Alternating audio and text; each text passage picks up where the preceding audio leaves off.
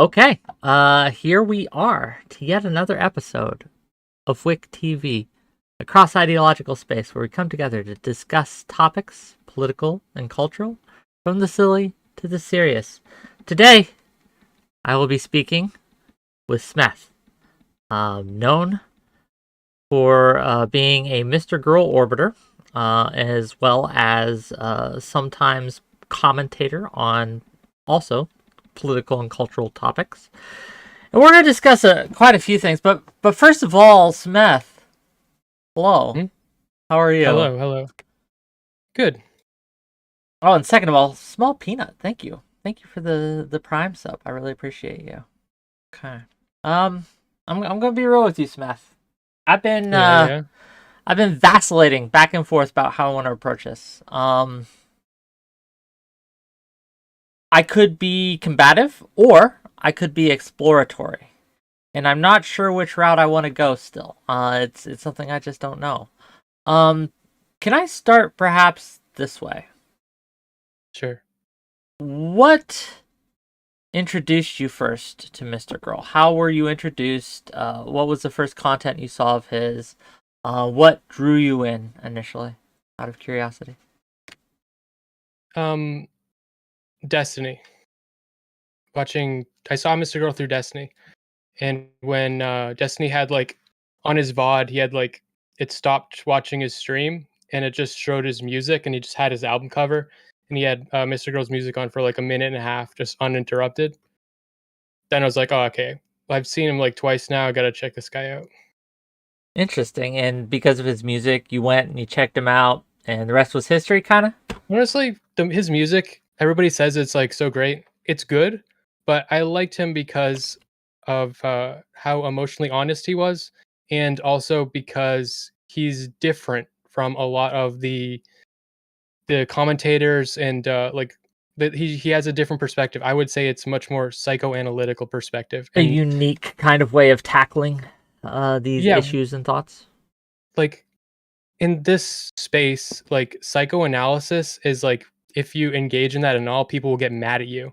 And I think he's normalized it, and I think that's good. Can you give me an example of what you mean by psychoanalyze, just so we're on The the way he same treated page? you was very psychoanalytic. Okay. I wanted to talk to you about that. I know Oh, yeah, no doubt. what we planned on talking about Mm-hmm. was the Destiny report. Yes, and we And will. now it's I broadened. promise. I watched you on your stream. You were talking about how you wanted to ask me about Mr. Girl, and it's broadened, and I'm fine with that. If I was Mr. Girl, I would fixate on that though. That fact that has changed, and that's what happened in that conversation, in many ways.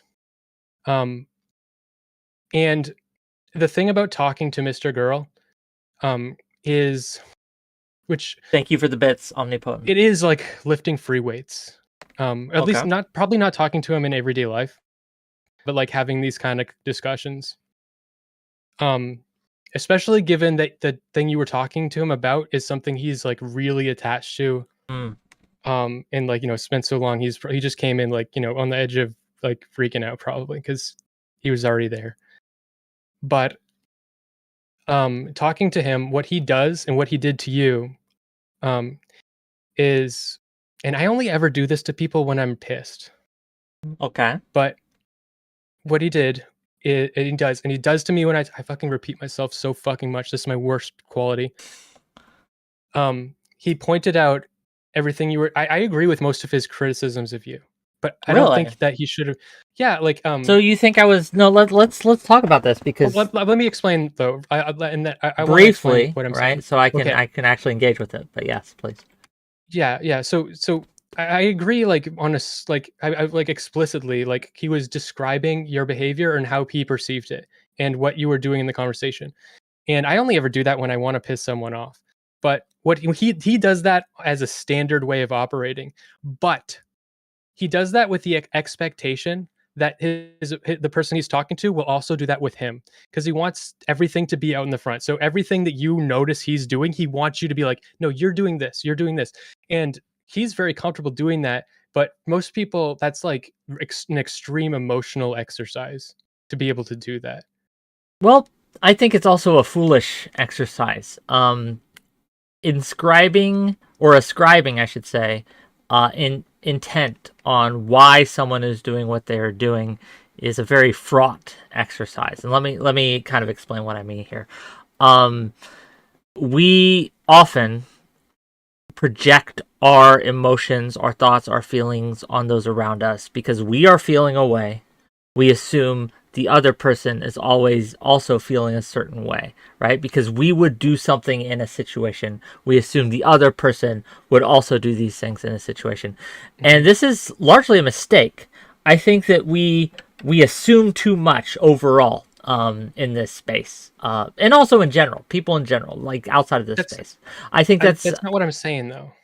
I think that's what I'm hearing. This is what you're communicating to me. Does that make sense?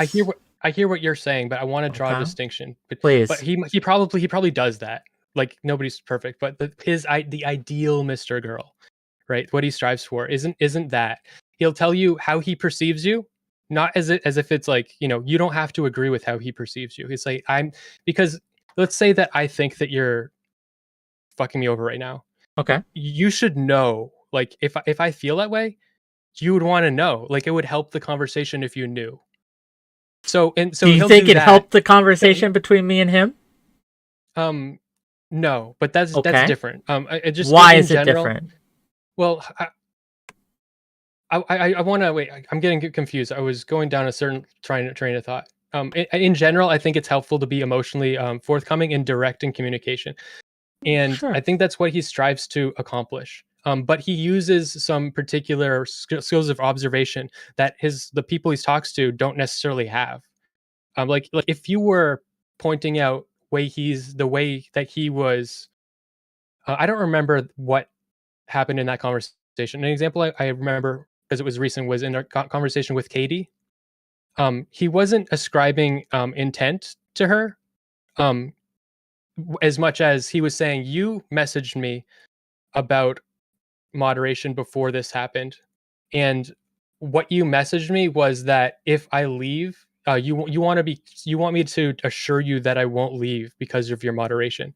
And he was saying that's not an intent that he's describing. He's saying what you're doing by doing that is putting me in a position where if you do piss me off and I leave, it'll make me look bad because I said I wouldn't. So that's not ascribing intent. It's like, it's actually, there's it's assuming intent, though, right? Like this, because I saw the conversation. I saw that conversation. I saw that example. Again, he assumed and he read into why Katie was doing what she was doing, why Katie DM'd her that. And I think it was just a mistake. He incorrectly assumed. I don't think that's what happened. Because part of that conversation, like if we went back, I know you disagree with me. That's okay.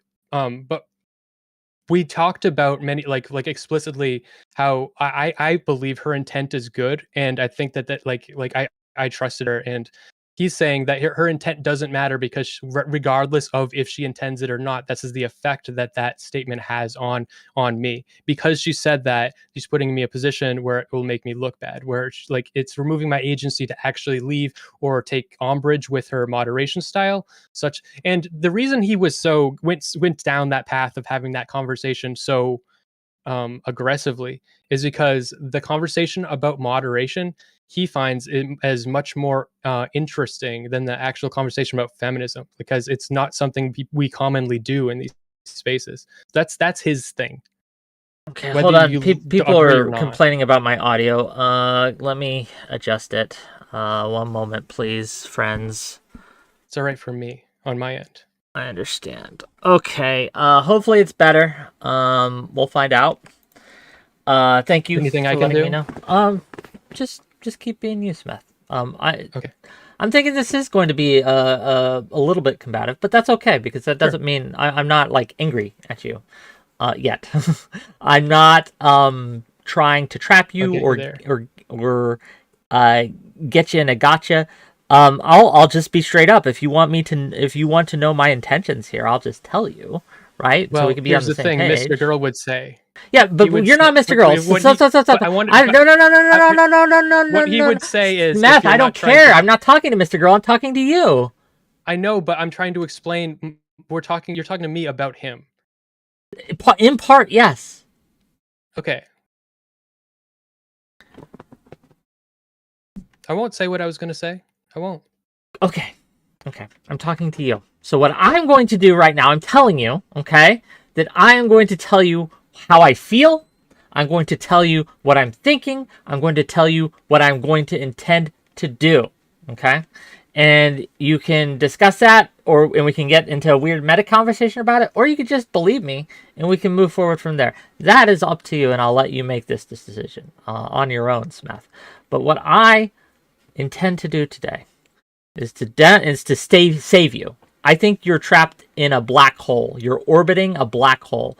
I did not have much of an opinion at all on Mr. Girl either way, but through interacting with him and seeing his interactions with people I know and respect, I am becoming to think that he is a force of destruction and is fundamentally, my assertion here, is fundamentally, he is a dishonest person.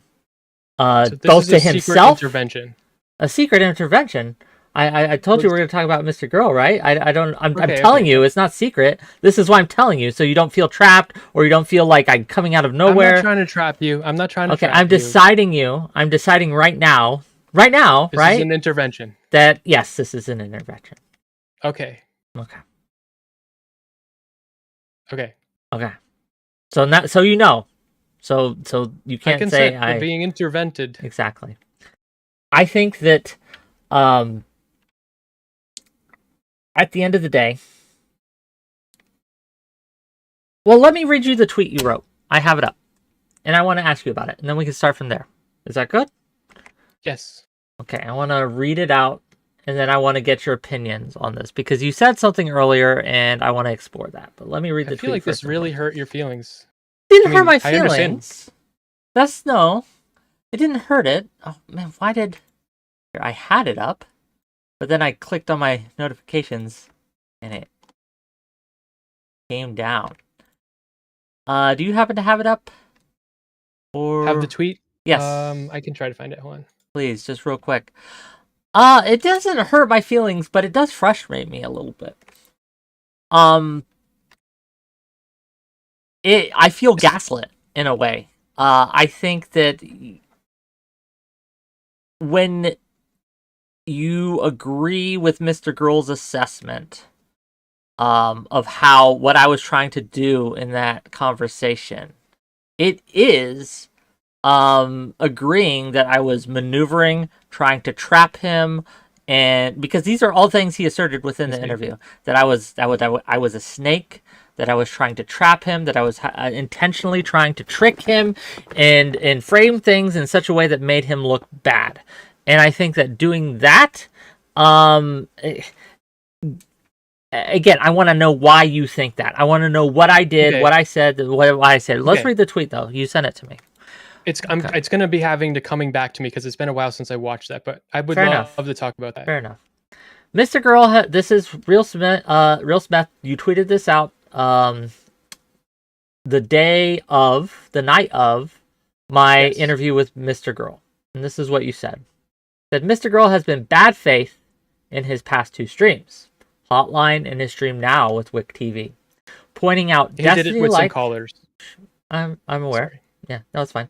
Pointing out Destiny-like conversational tactics while not offering an out. It's relentless. It's important for him to make it clear, but he's so vitriolic. And then you tag him. I get it. Yes. He is sick of it, but it's also very unkind. Just because someone is optically bad at receiving criticism real time in a conversation doesn't mean they aren't actually engaging with it. And I'll give you this grace. So that's the tweet, gang. So you know. I'll give you this grace that sometimes I could be bad at taking criticism. That's true. That's not an incorrect statement, right? I don't know if that's what happened that night, though, right? Well, so can you give me your thoughts? I've talked a lot. Well, please. To be fair, when I say taking criticism, he was criticizing your very style of communication itself. And it's coming back to me. What he was saying, if I remember correctly, a lot of what he was saying was that you were running defense for Destiny. And a major part of that was you made the conversation about him and his writing of the article rather than the content of the article himself. Even though maybe it would have gotten there, which that's why I see it as bad faith, that he hyperfixated on those things. And that was something you wanted to ask, whether it be in defense or destiny or not. I think I would argue, or I would argue it's highly likely that it's just the general zeitgeist of the space that those questions come to mind, whether they do run for defense for destiny or not.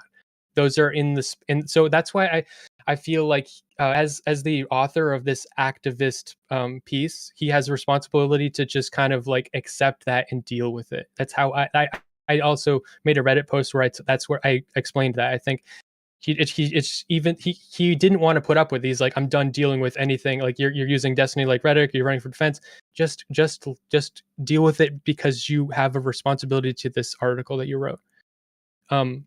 That's my feeling. He doesn't agree. I understand. So go on. the conversation very well could have gone in the direction he wanted it to had he been more good faith, and like the good faith would be the faith that it's going to go there, you know. Honestly, just full disclosure, I thought I'd teed it up for him. Honestly, going into that, I was worried, but not because I thought Mr. Girl would be mad at me. I thought DGG was going to be mad at me because I wasn't going to turn this into a trial, right? I had no intention of running defense for anyone. What I wanted to do, the whole purpose of, and I told him this, right? I DM'd him this. I wanted to know what he, like, why he put in what he put in, why he structured it the way he did, and what he hoped to come out of it. I DM'd him those 3 things directly. He knew going in that we were going to talk about these 3 things, right? He consented to talking about these 3 things. And then he turned around and made it into as if I'm trying to trick him or trap him. And so I understand that you probably didn't have that information before. I get it. Yeah, that is I can read you the DMs. Hold on. Give me a second. That's very interesting. So initially, here's what I said. I said, okay, I just saw your sub. This is on 3/25/2023 at 5:57 p.m. Okay, I just saw your Substack dropped. I will be reading it tonight. Would you like to come on my show tomorrow, 8 p.m. Eastern, to discuss? I mostly want to talk about how you went about it, why you focused on what you did, what comes next, etc., i.e., what you hope people to take away from this, what changes in the world you'd like to see because of this. Again, these are all about structure. These are all about intent. These are all about his choices and what they went in. I didn't talk about the content. Like, we weren't going to talk about the content itself. Right? Right. And had you read it before the interview had happened? This is the 25th, and we had the interview on the 26th, I believe, or maybe the 27th. Right? So you hadn't read it, right? Oh, yeah, but no, I hadn't read it yet, right? Like, the Substack just dropped, and we had talked before about, hey, I asked him before, hey, the day after, do you mind if I interview about it? Like, I'm waiting to read it, and I didn't watch any of the previous streams. Like, I didn't watch Logic stream much, or I didn't want to, like, get any takes beforehand, right? I wanted to get my own take, right? Unsullied by the zeitgeist, as you so put it. And so I came in wanting to okay, these are my thoughts, these are my opinions, but regardless of what I thought or not about the article, and I was sure we were probably going to talk about that a little bit. I figured he'd ask me, right?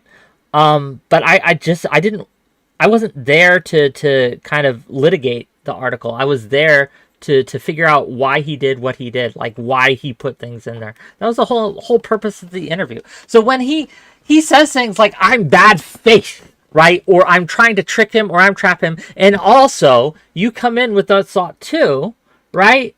Like, can you understand why it hurts me? He didn't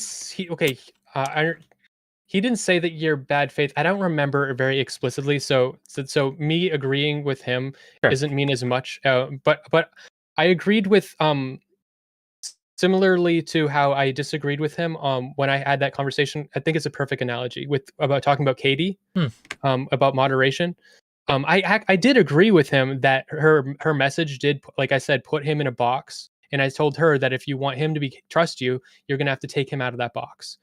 And she was like, she was stuck on the part that you are stuck at where she's focusing, well, that's not my intent. And he's like, well, your intent doesn't matter. This is how I feel. You put me in a box.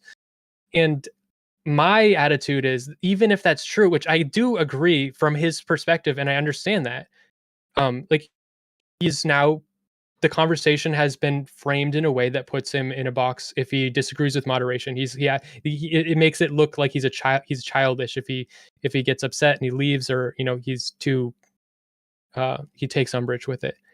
And I just think that hiccup is not worth. I think it's, people are capable of moving past that kind of hip.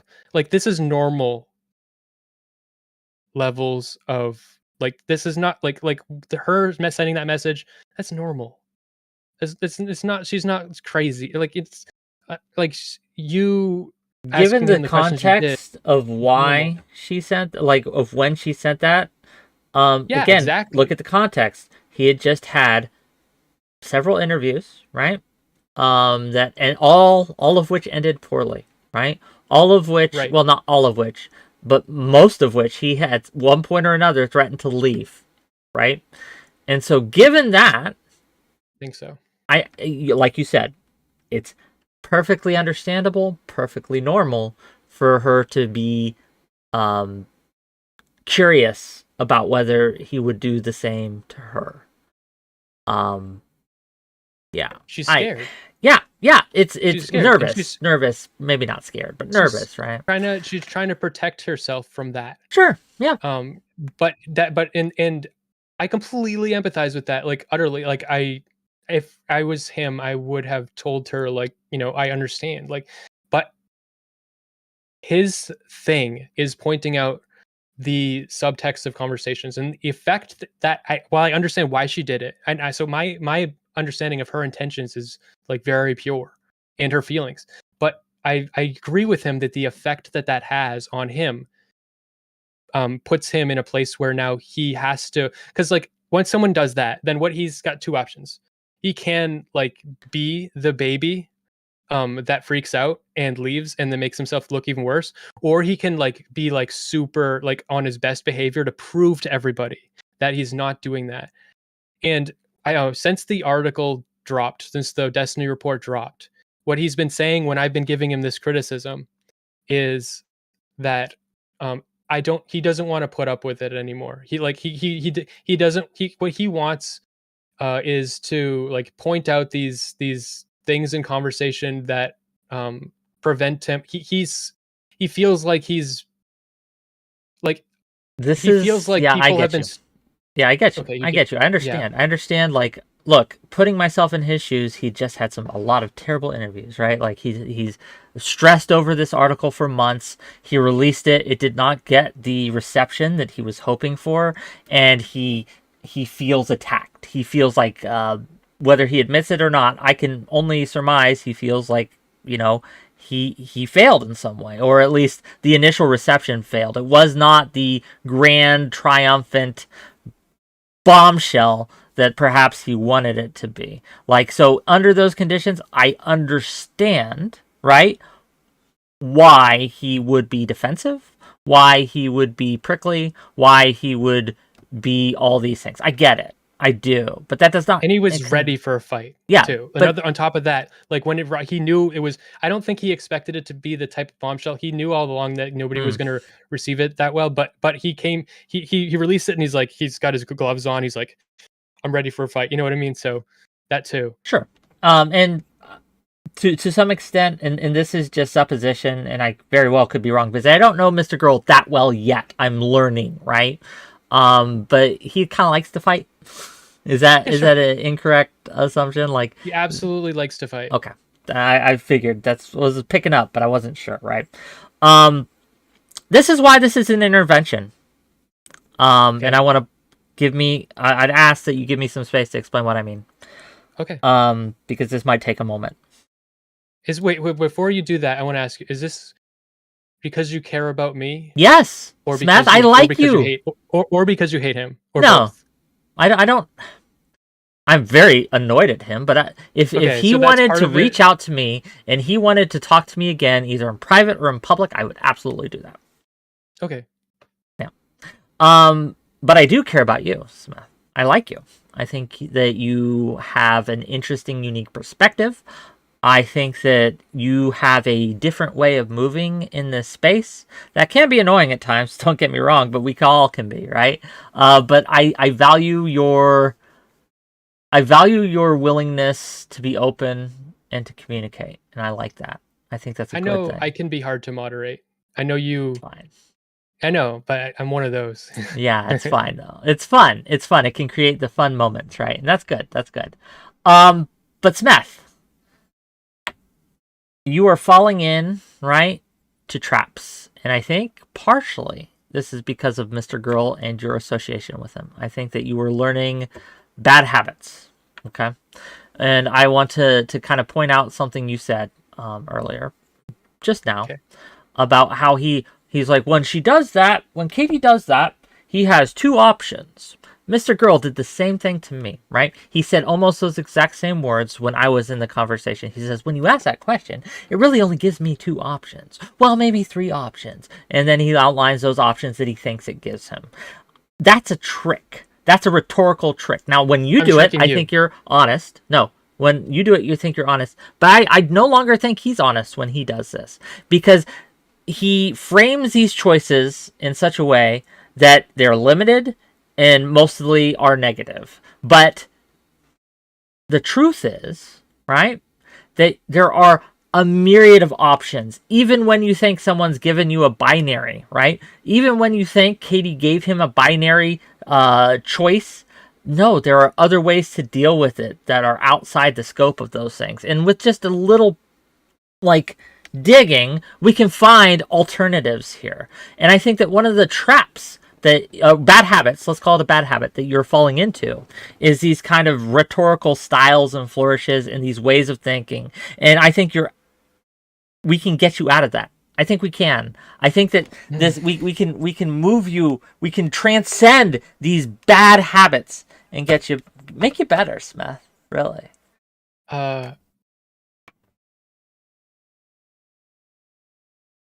What are you thinking? Come on, open up to me, buddy. Well, honesty. I do think that I have some similarities in rhetoric that he does. Absolutely. Especially, but I think a lot of that comes from, well, some of it explicitly, like, I noticed I picked up a couple things he said. Like, said one thing I remember when I was just a fan of his and I wasn't streaming or anything. I talked about it in his chat. His use of calling someone a motherfucker mid conversation with like a smile on his face. But he would do that because like he's like getting pissed at you, but he's still like in a good mood. But like, and I learned to do that because, and it's really helped me because if I'm getting pissed at you and I do that, then it's not gonna like explode later. Like I'm telling you, oh fuck you, you know what I mean? But like, and then I don't have to. I could just say, oh fuck you, but sure, I think that's harmless, right? I think that's a harmless thing. I at least off the top of my head, that's not something that I worry about for you, right? Right. That's just I think the the thing that you're worried about. Oh, what am I worried about in your opinion? Go ahead. Okay, well, the first of all, I'm defending him, and so when the things that I said, like when I said it gives him one of two choices, that's me defending his perspective. But I'm much more agreeable than him, for better or for worse. Honestly, maybe for worse, maybe for better. I really don't know. But I don't like. I agree with you. There are more options. But Can I ask? but to him, I do like when I said when Katie sent that message to him, and I love Katie. So I don't want me I like keeping Katie too. like harping on this to be any type of assassination. When she sent that to him, I can totally empathize with the feeling of like, oh shit, because I don't want to have to be on my best behavior. And you're making it so that I'm gonna have to try to be on my best behavior, and if I don't, then I'm gonna look like the bad guy. And there are other ways to navigate that, but those sometimes in certain situations, those other ways of navigating things are just emotionally very difficult and like challenging. And so I think that He's had Mr. Girl has had a lot of conversations about his communication style, and I don't really think I have this particular issue. Yeah, well, But before we go the off, thing about okay, because I don't want to forget it, because I have a question okay. for you, and maybe this can inform the rest of the conversation. Do you defend Mr. Girl because you like him? Because you think he's right? Do you defend him because your natural inclination is to defend someone who gets dogpiled and seems to under attack, like to fight off the perceived bullies? Why, Okay. I guess, to be That's more what I was clear, getting at. why do you defend Mr. Girl? Okay. Hold on. Recenter myself. So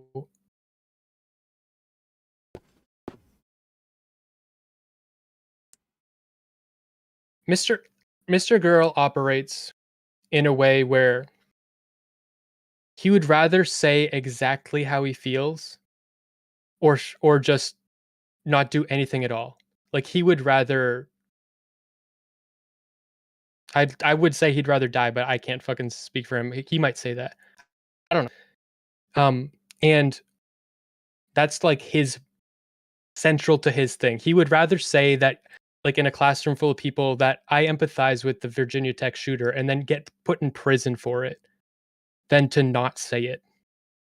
And so those other options where he says I have one of two options, those other options, they really exist, and I easily fall for those options. He would say like, but I'm not willing to do that. And I don't think it's because he's evil. Him doing that and standing up for exactly how he feels. Not everybody has to do that, but him doing it makes everyone else stronger. Even you're defending yourself too. You're saying Sure, him pissing you off and doing it that did. Mm-hmm. is honestly every time I have one of these very fucking frustrating conversations with him, I feel like ever play Dark Souls, um, and then play like an easy video game. Smeth, It's like feels so easy. can I ask you, right? Again, so what I heard you say to answer my question was that you defend Mr. Girl because you think that his style of truth telling, as you say it, of being true to himself, to thine own self be true, as the poet Unapologetic. said. Unapologetic truth telling and being true to oneself makes all of us stronger. So you defend him as kind of the harbinger, or the standard bearer is a better word. Standard bearer for that style. Is that what your answer is to my question? Please. Maybe not standard bearer for that style, but that is a virtue that he upholds that virtue. Do you think he's the only one who does? I think you might not agree with me, but I think there are not a lot of people that do it like him. There are, like Eminem is someone he's inspired by. Eminem Okay. did that. Like the shit that Eminem would say, like tons of, I don't know. Like, yeah, there are people like that. But not a lot in streaming. Because like you said, so this is the situation. Like, so when you were gonna have that interview with him, and I don't mean this to any disrespect, like in any way, really don't. You can let me be but clear, Smith. I just want to be clear to you and to the audience, so the audience knows too. And I know people hate when I say things like and just assert things, but I'm asserting it because it's important. Because we are not the only ones having a conversation here. The audience is also listening to it. Okay, please. I just want to get that out. Okay, thank you. So again, it's okay to disrespect me to a point. There will be a line, right? But when you get close to the to that line, I will warn you. But go on, please. You can be disrespectful if you don't respect me. I'll trust you to warn me. But I genuinely mean that. I don't mean this in disrespect, because I do the same thing. And so when you're talking about having that interview with him, and the first fear in the top of your head is like you're afraid of like pissing off Destiny, right? Talking about the article, like that's a fear that everybody, that those types of pressures, like from bigger people and stuff, that's omnipresent. like you always have that on your back. And his gut response to feeling that pressure is to be like, fuck you, fuck you, fuck you, fuck you, and just lash out until like and while that's ugly and it's bad for him and it makes him look like a fool, it is truly virtuous. That's what I think. Hmm.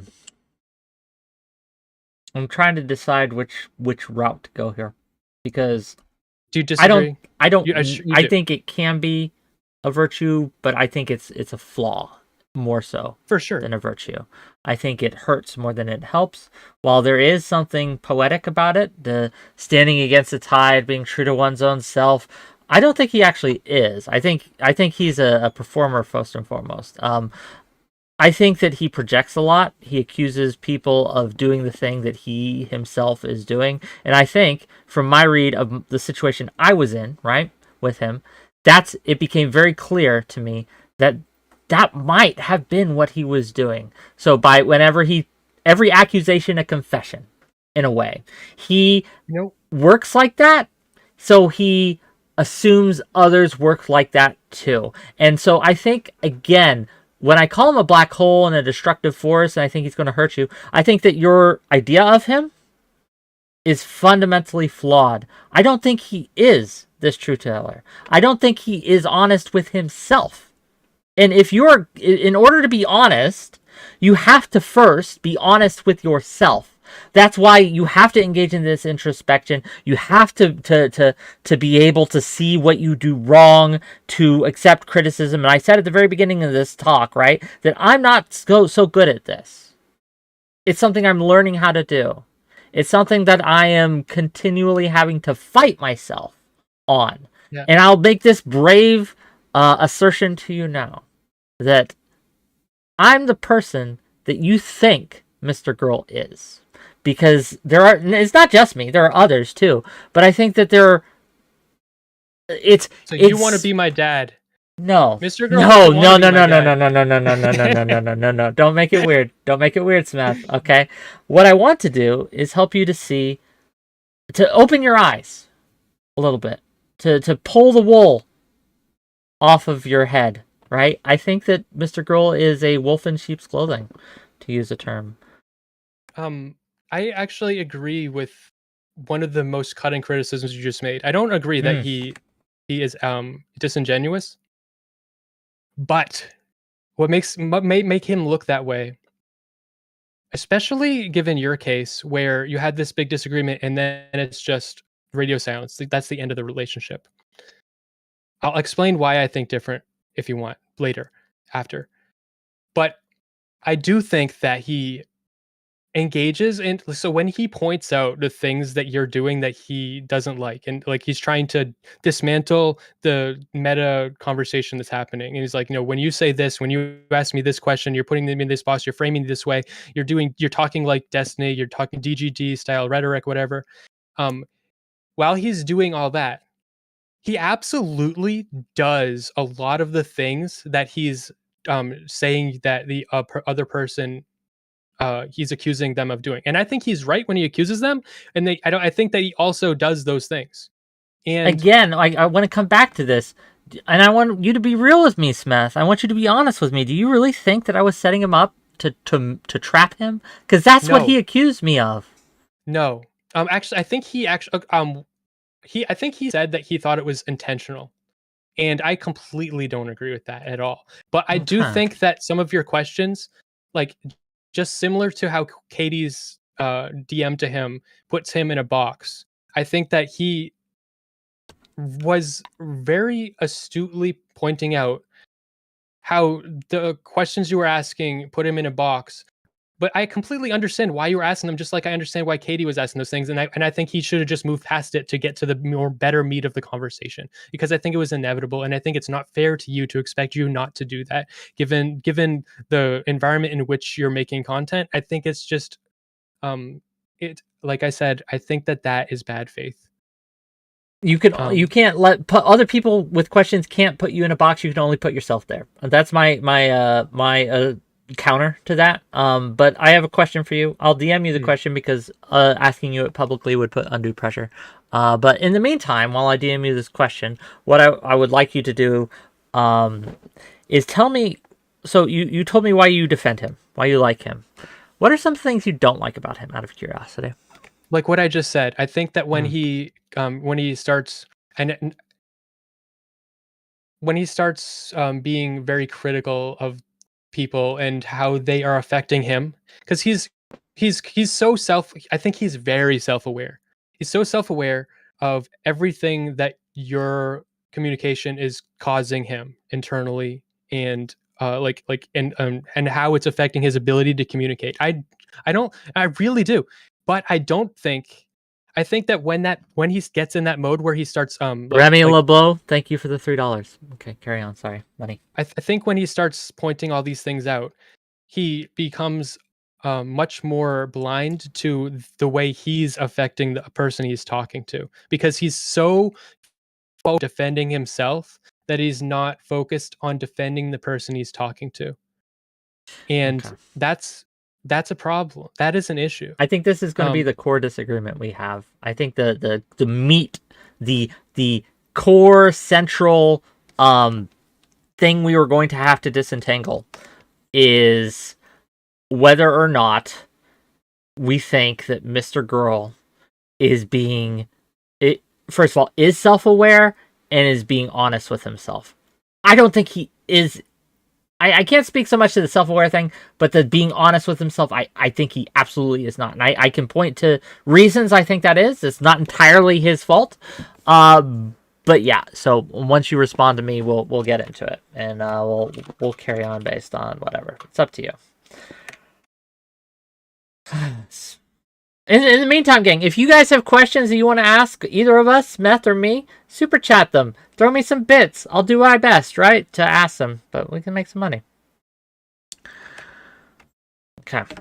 Give me 1 second. Is that all right? Yeah, that's perfectly fine. So, and you're gonna be fair to me. I'm trusting you. I am. Because I didn't know. Because I know you. Sundays, yeah, sure. President Sunday DN, just to let everyone know, since you did answer my question. So President Sunday DN me and said if he could join us. And I thought that'd be interesting, right?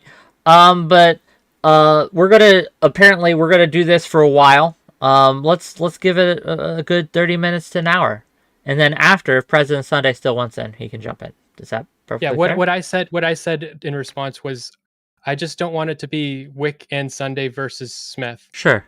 Because I'll be overwhelmed. And but I'm totally happy talking to either one of you. So if he joins, then it can be like you can moderate, and I'll just I have some discussions I want to do with you first. Right. And so yeah. Right. Okay, and thank you for the $5, D-Trick. Straight facts about Max's projection 𝕵𝖎. I agree, but like again, we'll talk about this, right? So let me tell you why I've come to this conclusion. Do you mind if I explain? Sure. Okay. So why I've made this conclusion is something he actually said recently in another interview other than me. And he said something that I sympathize with, but I recognize it was an oh no moment for me in a way, right? It was an oh no moment for me because I've seen many people fall into this trap. And I think that he is, and for him and his situation, it was uniquely bad. So let me kind of paraphrase what he said. I can't remember exactly, but he said that everyone he trusts, everyone in his immediate sphere, told him that the article was good. This is a red flag. There's a reason. I'll speak from my experience. He didn't just say trust. He said everyone he respects. Yes. Thank you, D-Trick, for the other $5. I believe Max's unnerving explanations about himself. He tells the truth, but I wouldn't call him honest. Pickerton Dan Pie, Mr. Girl has openly admitted that he does not want to have to care about the other person's interest. His philosophy is his right to be selfish. We'll get to that, though. We'll get to that. Which is why talking to him is so taxing. Sure. It's why... it's like playing fucking Dark Souls, because then after you're talking to him and you have to defend yourself, and he lets you, he encourages it, but it's so fucking hard. And after then you have a conversation with anyone else, and it's like, this is so easy. Okay. President Sunday, he's saying his contributions will be spare, and he thought you did pretty well yesterday. So, do you mind if he Thank just you. listens in for a while? Like, can he be Sure. in the call while we're here?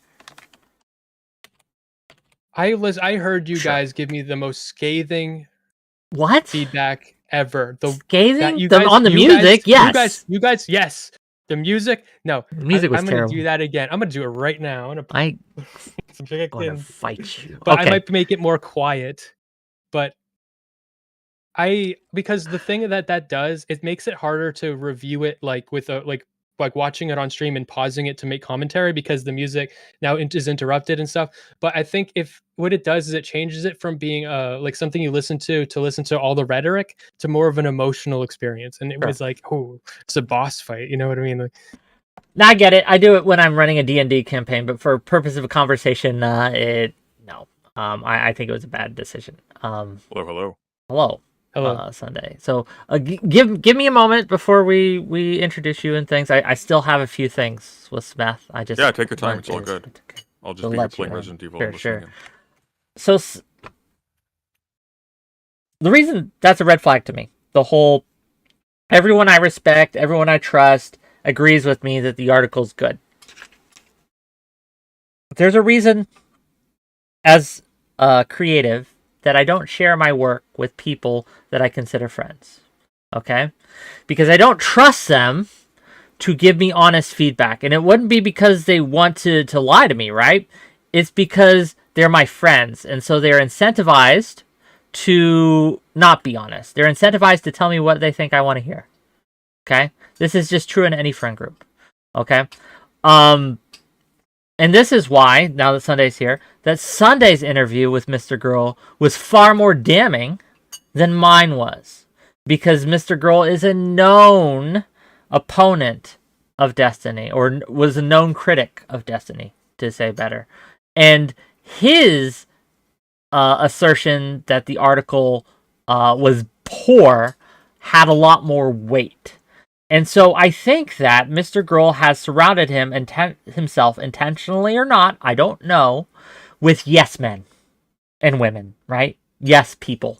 But this the thing is, this feeds into his unique form of dealing with the world, his unique view of himself, and it's created this kind of dark, cursed feedback loop that makes it almost impossible for him to know when he's fucked up. I disagree. He doesn't surround himself with yes men. If he did, he would not let me be his orbiter. You agree with him on the core things. The disagreements you have are largely let me finish. They're largely cosmetic. No. I just disagree. I agree. I agree with him on like the things that people disagree with him the most are just, in my mind, just like dumb. Like he'll say how he perceives you, and then someone will get pissed off, like, oh, how dare you perceive me that way? How dare like, you can't tell him not to perceive him that way. So he's telling you that, and maybe he's a fucking moron. That's just how he feels. Like, and I don't think he's lying. I think he's fucking honest. And that's just most of the fucking disagreements. And I'm never going to say that, oh, he actually doesn't feel the way he does, or he's dishonest. But I do disagree with, well, with a fucking ton of substance. Like the other day he was saying that like streamers like should not like ever be like friends with their fans. And I know, like, that's retarded. Like, if you have like 100,000 fans, if you have like 5,000 people in your chat right now, you should not tell them that they're all your friend, because like that would be a lie. But if you have 10 people in your chat, like you actually could be, and it's not you should tell them that being in my chat guarantees you my friendship. But like it's just such a I'm only friends with my tier 3 subs, and for people who give me $50 donations or further, they are my friends. The rest, not really my friends. So.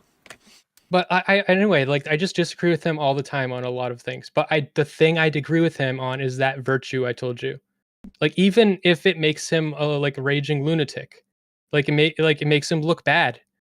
I'm glad he's doing it.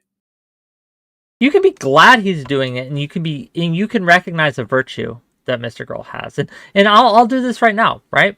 Mr. Girl is very entertaining, and he's a great performer. He's artistic. His music's pretty fire. I like it a lot. And I would agree with you that if he was the person to be kind of true to himself, I think that would be admirable indeed, but I just don't think he is. I think that he's demonstrated that both in my conversation and interactions with him, but in all the other interactions that I've seen him have regarding this Destiny interview. I just think that's very, very true. Dietrich, $5, working my way towards friendship. You'll get there one day, buddy. 45. Well, no, I think you're $30 away. Well, no, math. You're about $40 to $30 away. Let's just call it. I'm gonna engage in some psychoanalysis of you that yes, he please. This is not something he would say for sure. Okay. I don't know if he would think it, but so there are multiple reasons why you having this opinion about him is should be held to scrutiny. And absolutely, so don't just take my word for it. Yes. Sure, yeah. For one, you're pissed. Yes. And I understand that. Like, absolutely. For two, you have a lot to gain from saying that he's crazy, man. Because being in defense of Destiny is very lucrative. Nope, not going to let you get away with this. Okay. Okay, it might be. If I may. Yes, go ahead, and then I will push back. Mind? Sunday, go ahead. Yeah. He is correct that there is, money to be made, pointing out in an entertaining fashion how crazy Mr. Girl is. Whether or not that's in defense of Destiny, I would say he's probably got us both there. Yes, but there is more money. There is more money to be made in the long term by appealing to Mr. Girl and keeping on good terms that he continues to engage with you and come on your show. I can demonstrate this through the numbers. If you look at the numbers of the streams I've had involving Mr. Girl and with Mr. Girl has made an appearance, they have outperformed the even the best stream I had with Destiny, where Destiny made an appearance. The best stream I had with Destiny, where Destiny made an appearance, not including the interview, where he was a planned guest, was 15,000, 16,000, something around there, right? Okay, we got 15 to 16,000 views. But let me finish, though. Right? Let me finish. Sure. No. The first interview with Mr. Girl that I ever did, 45,000 views, right? And then the second interview, because we chopped it up, my editor's very, very good at her job, and chopped it up into various parts. All the parts together plus the live views, over 100,000 views. Okay, the money is definitely on both ends. So you have an incentive, while true, isn't as damning a point as either you or Mr. Girl has tried to make it out. There's money on both ways. You were never defending him. If I may, Smeth, just to be clear very quickly. The point I'm getting at here is that I think with respect to Destiny, his appearances are just sort of run-of-the-mill and usual right now. Mr. Girl right now has a lot of value because there's all this hubbub going about him that even now is dying down quite a bit. I don't know if you wouldn't have diminishing returns in the long run, as we see with Destiny as well. Like, he brings in views, like, no doubt, but not as many as he once did because he's goes around so much. Like, the novelty of it is diminished. It just, again, this financial incentive. Look, when I was getting flack from Spicy Chat's community, when I was getting a lot of flack from DK and that corner of the internet, it's funny. They went through my GoFundMe and they found a donation that 𝕬🎬 had made to my GoFundMe. And they say, look, you have financial incentive to favor 𝕬🎬 and to let 𝕬🎬 on. 𝕬🎬's donating to your GoFundMe. Right? We found you out. I read a post. Financial incentive is having her on. I also read a post recently that I was linked to and made aware of on Mr. Girl's Reddit. a Mr. Girl fan also went through my GoFundMe and found a donation that a DGGer had made to my GoFundMe and said, aha, this is why he's financially incentivized to kind of support Destiny. And this is, and it was a whole this conspiracy brain take about how, because the donation was before the interview, that this donation was what swayed me in order to going hard against Mr. Girl. It was a real schizo post, gang. I recommend you check it out. But just real quick before we move on too far, Fondue paid $5. In every talk Mr. Girl has, he will stop to say he feels lied to, but each time the thing that triggers that feeling is pushing on its worldview. They pay another $5 to say Whick saying he's not lying gets him yelled at because Mr. Girl is calling him a liar to get Whick to shut up. Emotionally abusive behavior. Maybe. And yeah, there we are. Okay, so yeah. To be clear, I'm not valorizing the monetary incentive critique. Sure. I have the same position as you on this, and Yes. I don't think I've benefited from either of these communities in any significant way. The Whick Sunday Alliance, however, is going to make us both very rich men. So. We'll be having this conversation about us someday. There we go. Okay, so here's the thing. So if that's all true, that also says something about me. It says that there's an incentive. You're saying you're that would imply that there's an incentive for me to remain amicable or there's incentives both ways is what I'm trying to say. Or have positive or have Yes. a positive rapport with Mr. There's and dueling incentives. Let me explain. Hold on. Let me finish what I'm saying. Please, Okay, so quickly. I think that you never had any defense of Max Carson. You've never done that. And that's something that takes, I think, a lot of bravery, because if I might toot my own horn, because to defend someone who has this virtue that is completely comfortable making an absolute fool and ass of himself in service of his beliefs is like being aligned with a fucking town drunk. It can't make me look good in the long run. To someone, it'll make me look good at any one point in time, and then he's going to say something that pisses them off. Even if you agree with him on one thing, he's going to piss you off somewhere, because he's always, if there's something that he could say that you're going to disagree with, that's the one thing he wants to say the most. Jerkle Motor says for $5, a Sundick stream on the most repugnant human by way of his orbiter. Nice. That's very mean, Jerkle Motor. I know you paid $5 to say it, but Smeth is not the most repugnant human. I like Smeth. Smeth's a good guy. And we're going to try to see. That's what I'm talking about, though, and I don't mind that at all. It doesn't really get to me. There are things that get to me, and someone calling me repugnant, sure. It's just my association with Mr. Girl gets a lot of that. It does, but again, you are acting as if these incentives only flow one way, right? And it's just a misreading of the ocean that we swim in. There are multiple currents. There's incentives to criticize Destiny just as much as there's incentives to defend him. There's incentives to defend Mr. Girl.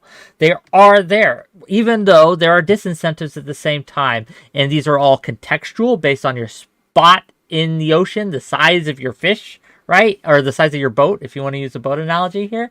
It's not as simplified as people try to make it when they say you have an incentive to do this. They're obviously correct in a lot of cases, but it's not that simple. It's not that cut and dry. Please go ahead. I think that Sunday. If I may as well, if you're not feeling like you're being ganged up upon, Smeth, I'm not trying to do that at all. Not yet. I think with respect to your point as well about the bravery involved in defending Mr. Girl because he's like the town drunk as opposed to Destiny. I mean, certainly right now it probably takes a certain amount of cojones to do that, but I don't know if you've seen Destiny's Twitter or the kinds of interactions he's had in the past. There's definitely a greater material benefit to being in Destiny's good graces for a prolonged period of time. But optically, that creates problems for a lot of people. There are streamers who are quite successful who have intentionally distanced themselves for that reason. On his Wikipedia article, there's a politician who's done so. I don't think in this particular context, especially given that Destiny basically built this guy's career, I don't think it's really that clear cut where one of these people is just spotless and clean publicly and everything, and then one of them is just, he's just like awful and disturbing and gross. Like Okay, the thing yeah. about Destiny's absolutely not spotless and clean. I think the article should serve to that effect. But Destiny is big enough and has enough orbiters and influence and connectivity, and his reach is so big. His fans are so adamant and so like his fan base is so impassioned and will like go out and defend him. They're just so activated compared to like Hassan.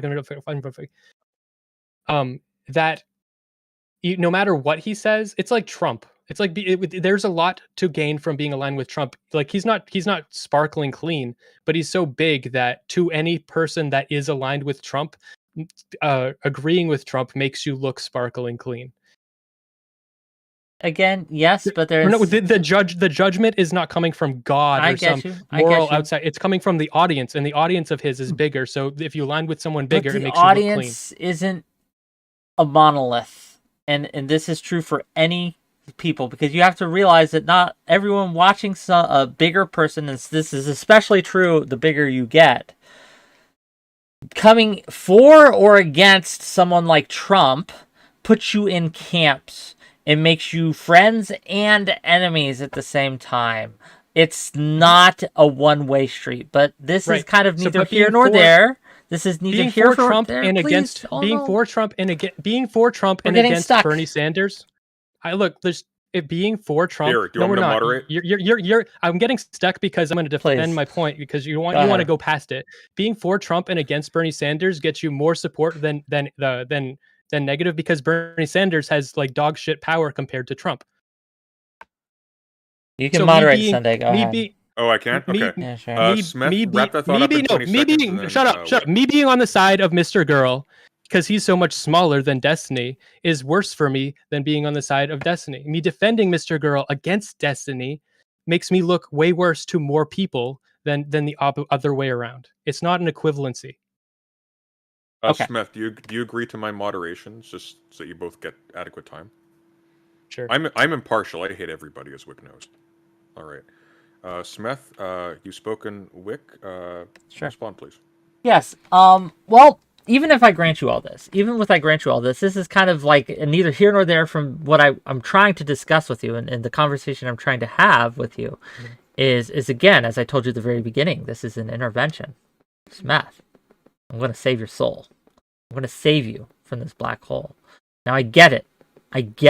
I also have this tendency, right? When I see someone being piled on, when I see someone being ganged up on, my initial tendency is, don't do that. Don't gang up against this person, even if this person deserves to be ganged up on, or deserves a weird word, but deserves to be piled up on, right? My tendency is, I don't like it. It's when everyone was coming out against 𝕬𝖎, right? And everyone was piling on against her. It made me feel icky, right? I understand why they did it, right? I get it. But at the same time, like, I was like, this is just unnecessary. It's hurtful. People are just trying to, they're just doing it to join the bandwagon at this point, to virtue signal. And I thought it was disgusting, right? And that's one of the reasons I let 𝕬𝖎 on my stream and kind of tried to give her, space again when no one would touch her. She was a leper, right? And so I wanted to do that. So I get it. I do. But what I think is happening is I think this tendency, which is a virtuous tendency, is blinding you to who Mr. Girl really is.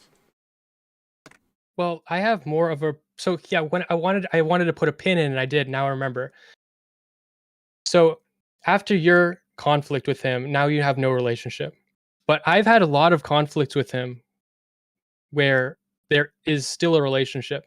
And he goes out of his way to make my relationship to him as least damaging as possible. Like, I just... Can I ask why you think that you had all these conflicts, but were still able to maintain a relationship, whereas my conflict with him burned that bridge. And origin of language, before I do, I got $5 to say. Origin of language says, don't know why you're still wasting your breath with Mr. Girl content and his toadies. Avoid this tribalistic nonsense. I'll do whatever I want on my stream, okay? Anyway, go ahead, Sunday. Before you answer that question, I think Smeth was actually going to elaborate on how Mr. Girl sort of pads out the relationship in a caring way, I suppose. He sets boundaries. Okay, I thought there was going to be more than that. All right. Yeah. To Whick's question, then I suppose. So the question is how? Well, let me rephrase it for you, or phrase it again, perhaps, or repeat it. Why do you think that through your asserted conflicts with Mr. Girl, you have maintained a relationship, whereas my single solitary conflict with Mr. Girl burned that bridge? What was the difference? Why? I think I'm going to take another page painfully to you out of the Max Carson playbook, and I'm going to tell you that is a quest statement, and I would like to know what you think. Because you clearly are asking that because you have an opinion. So what is your opinion, motherfucker? My opinion, right? But I don't know if it's true. Okay, and this is why I'm asking, because I really want to know, because what you answer matters, right? Because it informs me how you see the situation, and how you see this situation is what we're talking about today, right? But I will answer your question. In my opinion, the reason that my conflict burnt the bridge, whereas you didn't, is because a multivariate factors here. One, you've had far more of a history with this man. You've communicated far longer. You've built a relationship that's far stronger than the professional one that we had. I think that plays a lot into it. Two, I think that he came in and he expected one thing, but he got another, and that kind of shock just destroyed him. Three, I think that, as he said during my interview, that a lot of people told him not to talk to me, that the well had been poisoned by other actors, right, in this space who just aren't very big fans of Whick, right? And I think that poisons the well. A lot of people whispering. Oh, by the way, go ahead. Prior to his conversation with you, I told him, hey, keep on your toes with Whick. Yeah, see? People poisoning the well, right? All the time. Exactly. Okay? All these factors, and probably more that I could name, are why I think it happened. But I think that also, and important to this discussion, is I think that your criticism of him hasn't hit at the core of who he feels he is. And I think mine did. I don't think that's it. I think I have had, I can't remember specifics, but talking about Judaism and like parenting and in some things, I think we've really gotten to, and I have some disagreements. And I've already disagreed with him about the core in this conversation. I've disagreed with what he would probably say about himself, like really strongly. I think that it's just that the article or the report, Destiny report, is like he's hyper protective of, like,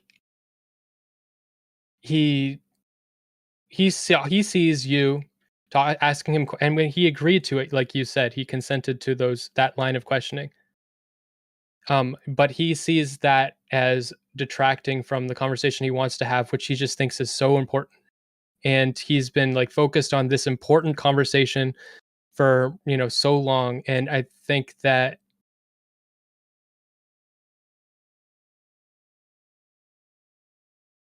you broke his heart.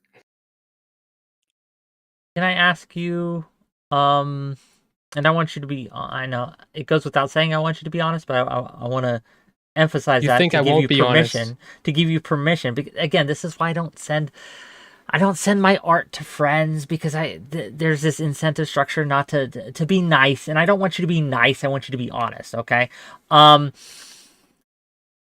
If he had allowed the conversation to actually occur, for me to get past go with the questions, right? Which we both agree he didn't, right? He turned it to a meta conversation really quick. I didn't really get to dig into anything. He did for a while, but then he stopped. Yes. Do you think that we would have gotten to the content, to the meat, to the conversation about Destiny and this space and abuse in this space that he wanted to have? Honest opinion. When I watched it, I thought yes. After hearing you say that you would agreed, like what you would agreed to talk about, and that not being on it, and the fact that it was the day after, so you probably hadn't read it, which wasn't something I was thinking about. No, I read it, every word before we go in. I hadn't read it when I initially DM'd him, but I read before the conversation. That's why I did it the day after I DM'd him and not the day of. So just to be clear. I still haven't finished the whole thing because I'm making a video about it. I'm a very quick reader, but go on. Yeah. I don't think it would have, because that's not what you even agreed to talk about. When I watched it, I did think you would.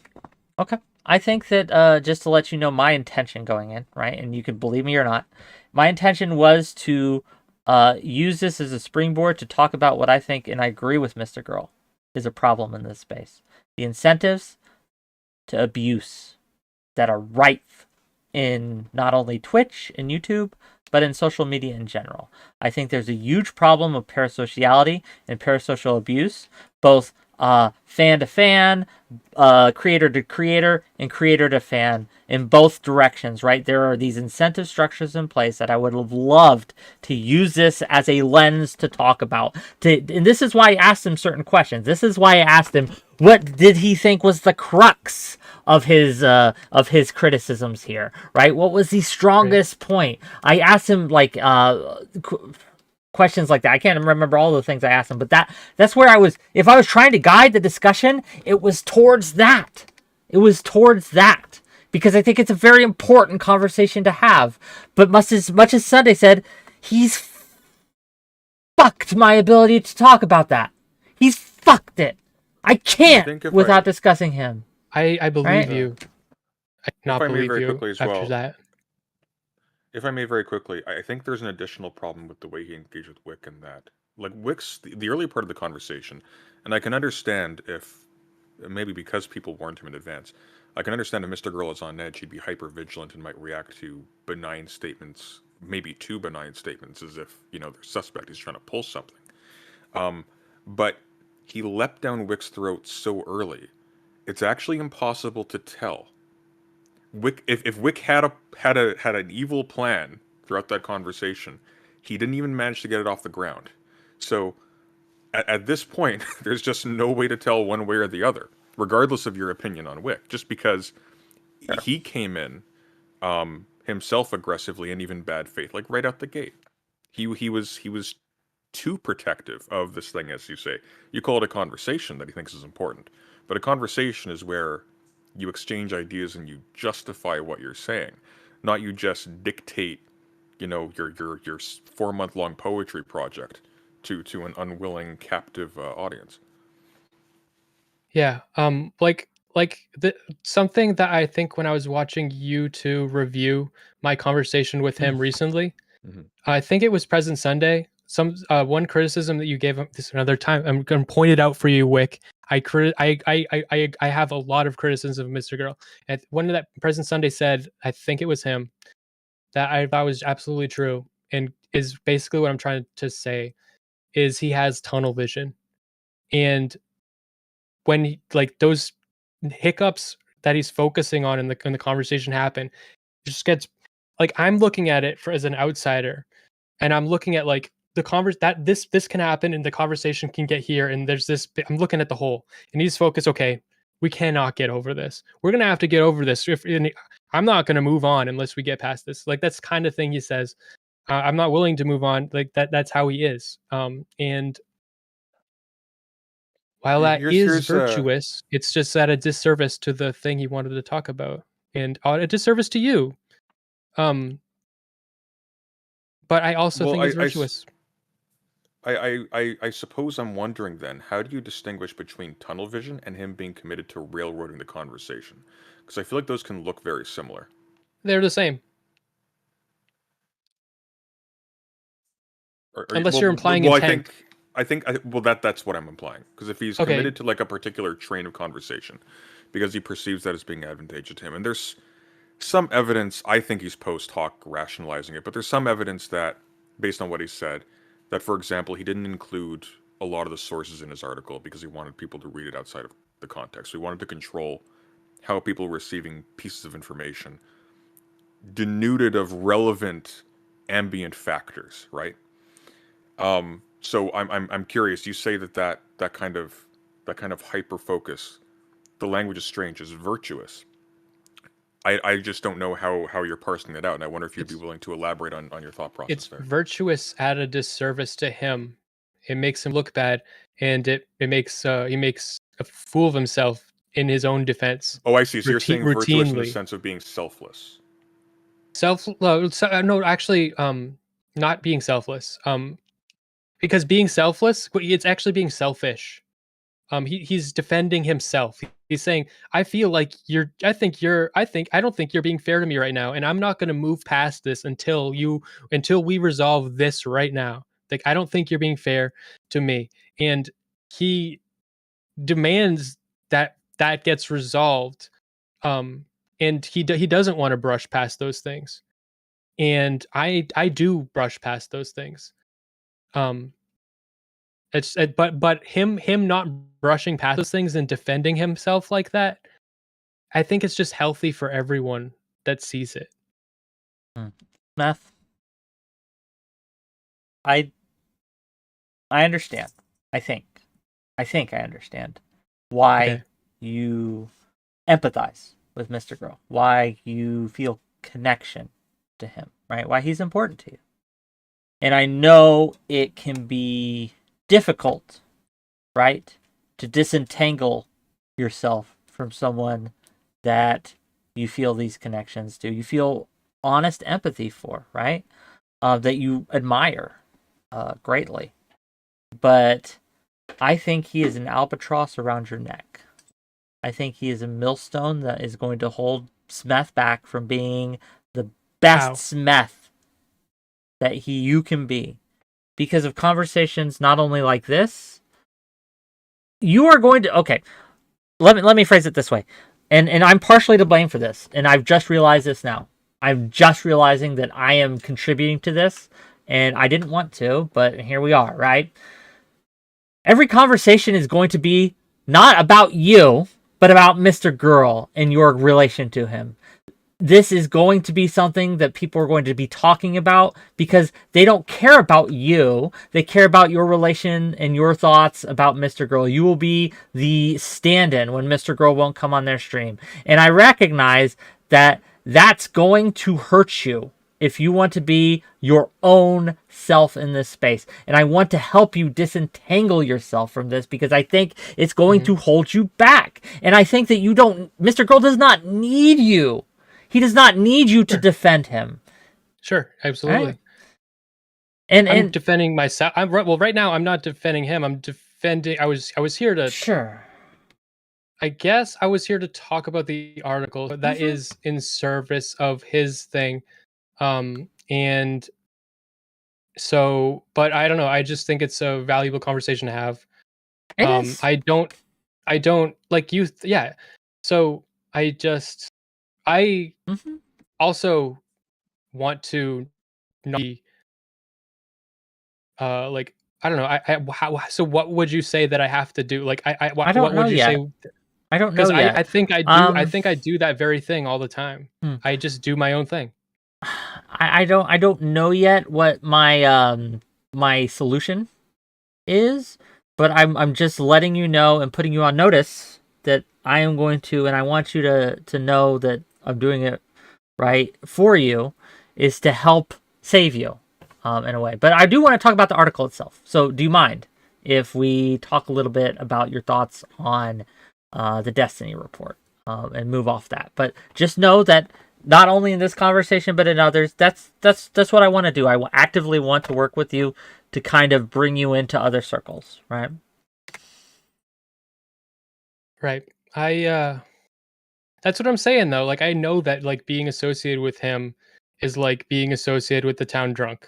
and it's like, well, people are always going to talk. Well, are you friends with the town drunk? You know, it's like, so yeah, I know that. But I'm not. I'm not as tunnel vision as him, but I also hold the virtue that um I'm not going to, what is the word, disavow him just for my own optical I wouldn't ask you. That's benefit. not what I'm asking you to. I'm not asking you to publicly disavow him. What I'm asking you to do, I wouldn't. Hmm? I wouldn't. I'm just saying I I wouldn't. understand. Fair enough. I mean, up to you. Pinkerton Dan Pie pays me $5 to say, Mr. Girl often holds the conversation hostage until you explicitly verbally agree that his actions follow an internal logic, even if his basis is wrong. That's fair. Again, maybe I'm not being clear. I don't want you to... I'm not here to turn you into Mr. Girl hater. Okay? You can feel however you want about him. But I think, again, you're in a black hole. You're orbiting a black hole, and it's going to crush you unless we get you out, because it's giving you bad habits, like I said originally, right? Bad habits of thought, bad habits of interaction, bad habits of following logic trains and things like that. These bad habits, and we need to kind of at least mitigate those bad habits. I don't think it is. I don't think it is. You admitted that you did earlier in the conversation. You said, "Yeah, these kind of..." No, I'm picking up. Okay, you didn't admit they were bad habits, but you admitted that you're picking up on a lot of Mr. Girlism. Yeah, the thing right? that I gave as an example was actually you agreed is a good habit. Well, no, a neutral habit. I have no opinion on that habit, right? Like that habit's just a aesthetic. Okay, I think that this idea, right? I guess let me be more clear with the danger here, is I think that orbiting him is going to make it harder for you to discern honesty from dishonesty. And I think that we've seen this effect now, that it has made it very hard for you to actually tell when Mr. Girl isn't being honest with himself, right? Because you think that he's not honest with himself. It's not just me, though. It's not just me, and it's not just, and I have, people think that, and I have evidence, right? And it's not for sure evidence, but I have evidence that has convinced me. Here, hang on. Where have you? You need. No, Whick finish and then Smith. Yeah, no, it's because I have, again, through observation and interaction, not just with Mr. Girl, but watching him interact with others, has convinced me, has been evidence to me that he is not being honest with himself. I gave you one pieces of that evidence earlier when I said that he surrounded himself with yes men. You disagree, but he even said that everyone I respect agrees with me that the Destiny report is good and solid, right? And from an outside observer, I'm telling you, but that could mean a million things. That could mean he showed it to professionals. Like that's what when he talked about the Dr. K thing, he talked about people he respected. He was talking about people into content creation that know nothing about psychology, think that he's stupid. But people, when he talks to actual psychologists, then they don't think and they agree with everything he fucking had to say about Dr. K. So when you say that, I really don't agree with your analysis of what you think he's saying and what his actual experience, because I don't know who he showed it to, and I don't know who he respects. If I can weigh in quickly, I can speak with confidence, having gone through the article myself as well. I think that a professional audience outside of the space would have, like, minus their lack of familiarity with the accounts he's giving, just from a journalistic standpoint, they would have a greater difficulty accepting his narrative than I think people in this space would, because the article itself was extremely formally fraught. He's acknowledged that there is just a total dearth of citations. The compilation of sources that he said he would provide me has yet to materialize. He's still making it. I know, but he shouldn't have been, right? Like, that's something you have to have done before you publish the massive hit piece against a major figure's reputation. Yeah. Sure. And not only that, but the formatting, the length, the style, the everything related to it has, again. And I know you might not believe me. I know you may not believe me, but it needs to be said anyway. I just don't care about this. Like, sure, maybe you're right. I don't know. Okay.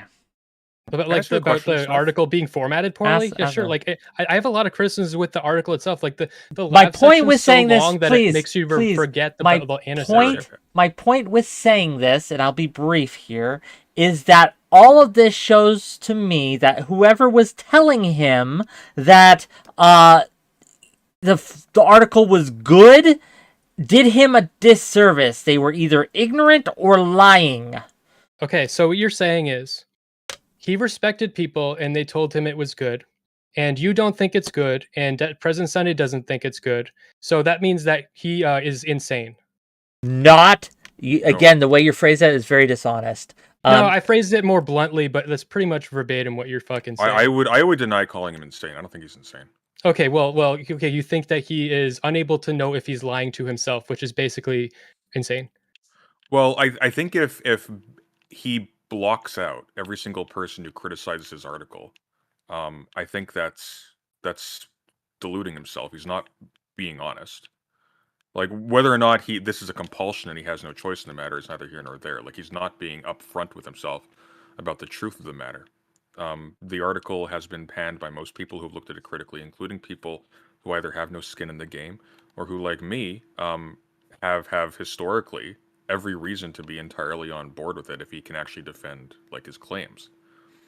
Like, can I ask you a question, Smeth? Slightly unrelated to this, but related to what you were saying before. You were talking about how there's a financial disincentive to take Mr. Girl's side, and how it takes like bravery and you're taking a personal hit. And I think both you and Whick have acknowledged that, like, I think it's the premise of this conversation. There's personal cost involved in you taking up Mr. Girl's side in all of this. Has he ever suggested to you, for your own benefit, that maybe you ought not to do this, because there's no winning this, right? He said live once, and I not directly to me. Okay. But he said live once in like one of his like patron shows. He said that he thinks that Smeth is going to have to publicly criticize me a lot if he wants to get rid of the stink. I think he's incorrect, first of all. But secondly, that sounds to me like he's discouraging you from distancing yourself. No. I think he thinks I should. I think he keeps hinting that I should write an article about him. I think he wants me to. I think he thinks it would be good for me. But Like but hold on. article? I want to go back to something Whick said that I wanted to interject about that we've now moved past. But if you're saying what your claim is that my the fact that I trust him and I think that he's not lying to himself, the fact that I don't think he's lying to himself means that I'm going to lose my ability to know if other people are lying to themselves. I think you've already begun. So you need to give me. So you need to give me an example of a time when I incorrectly was unable to tell when someone was lying to themselves. And if I guarantee you, if I tell you to give me an example, it's going to take you a pretty fucking long time. I gave one. I gave one. One. Yes, I gave you the one about the him surrounding himself with sycophants, basically. No, him. You yeah, disagree, I right? trust him. No, I do not think that he is lying to himself. You're saying that I'm losing my. Okay. Me not I understand what you said. I misunderstood. So how is this seeped into me? Where now I am now because I don't hate him, because I trust him. And how does that make me Smith, also insane? Smith, with all due respect, you're getting very spirited. I think Whick just conceded that point. You don't need to like keep on. Okay, then there's no reason for me to disavow him or stop trusting him. I'm not asking in any you to way. disavow him. Okay, but I don't think you should trust him.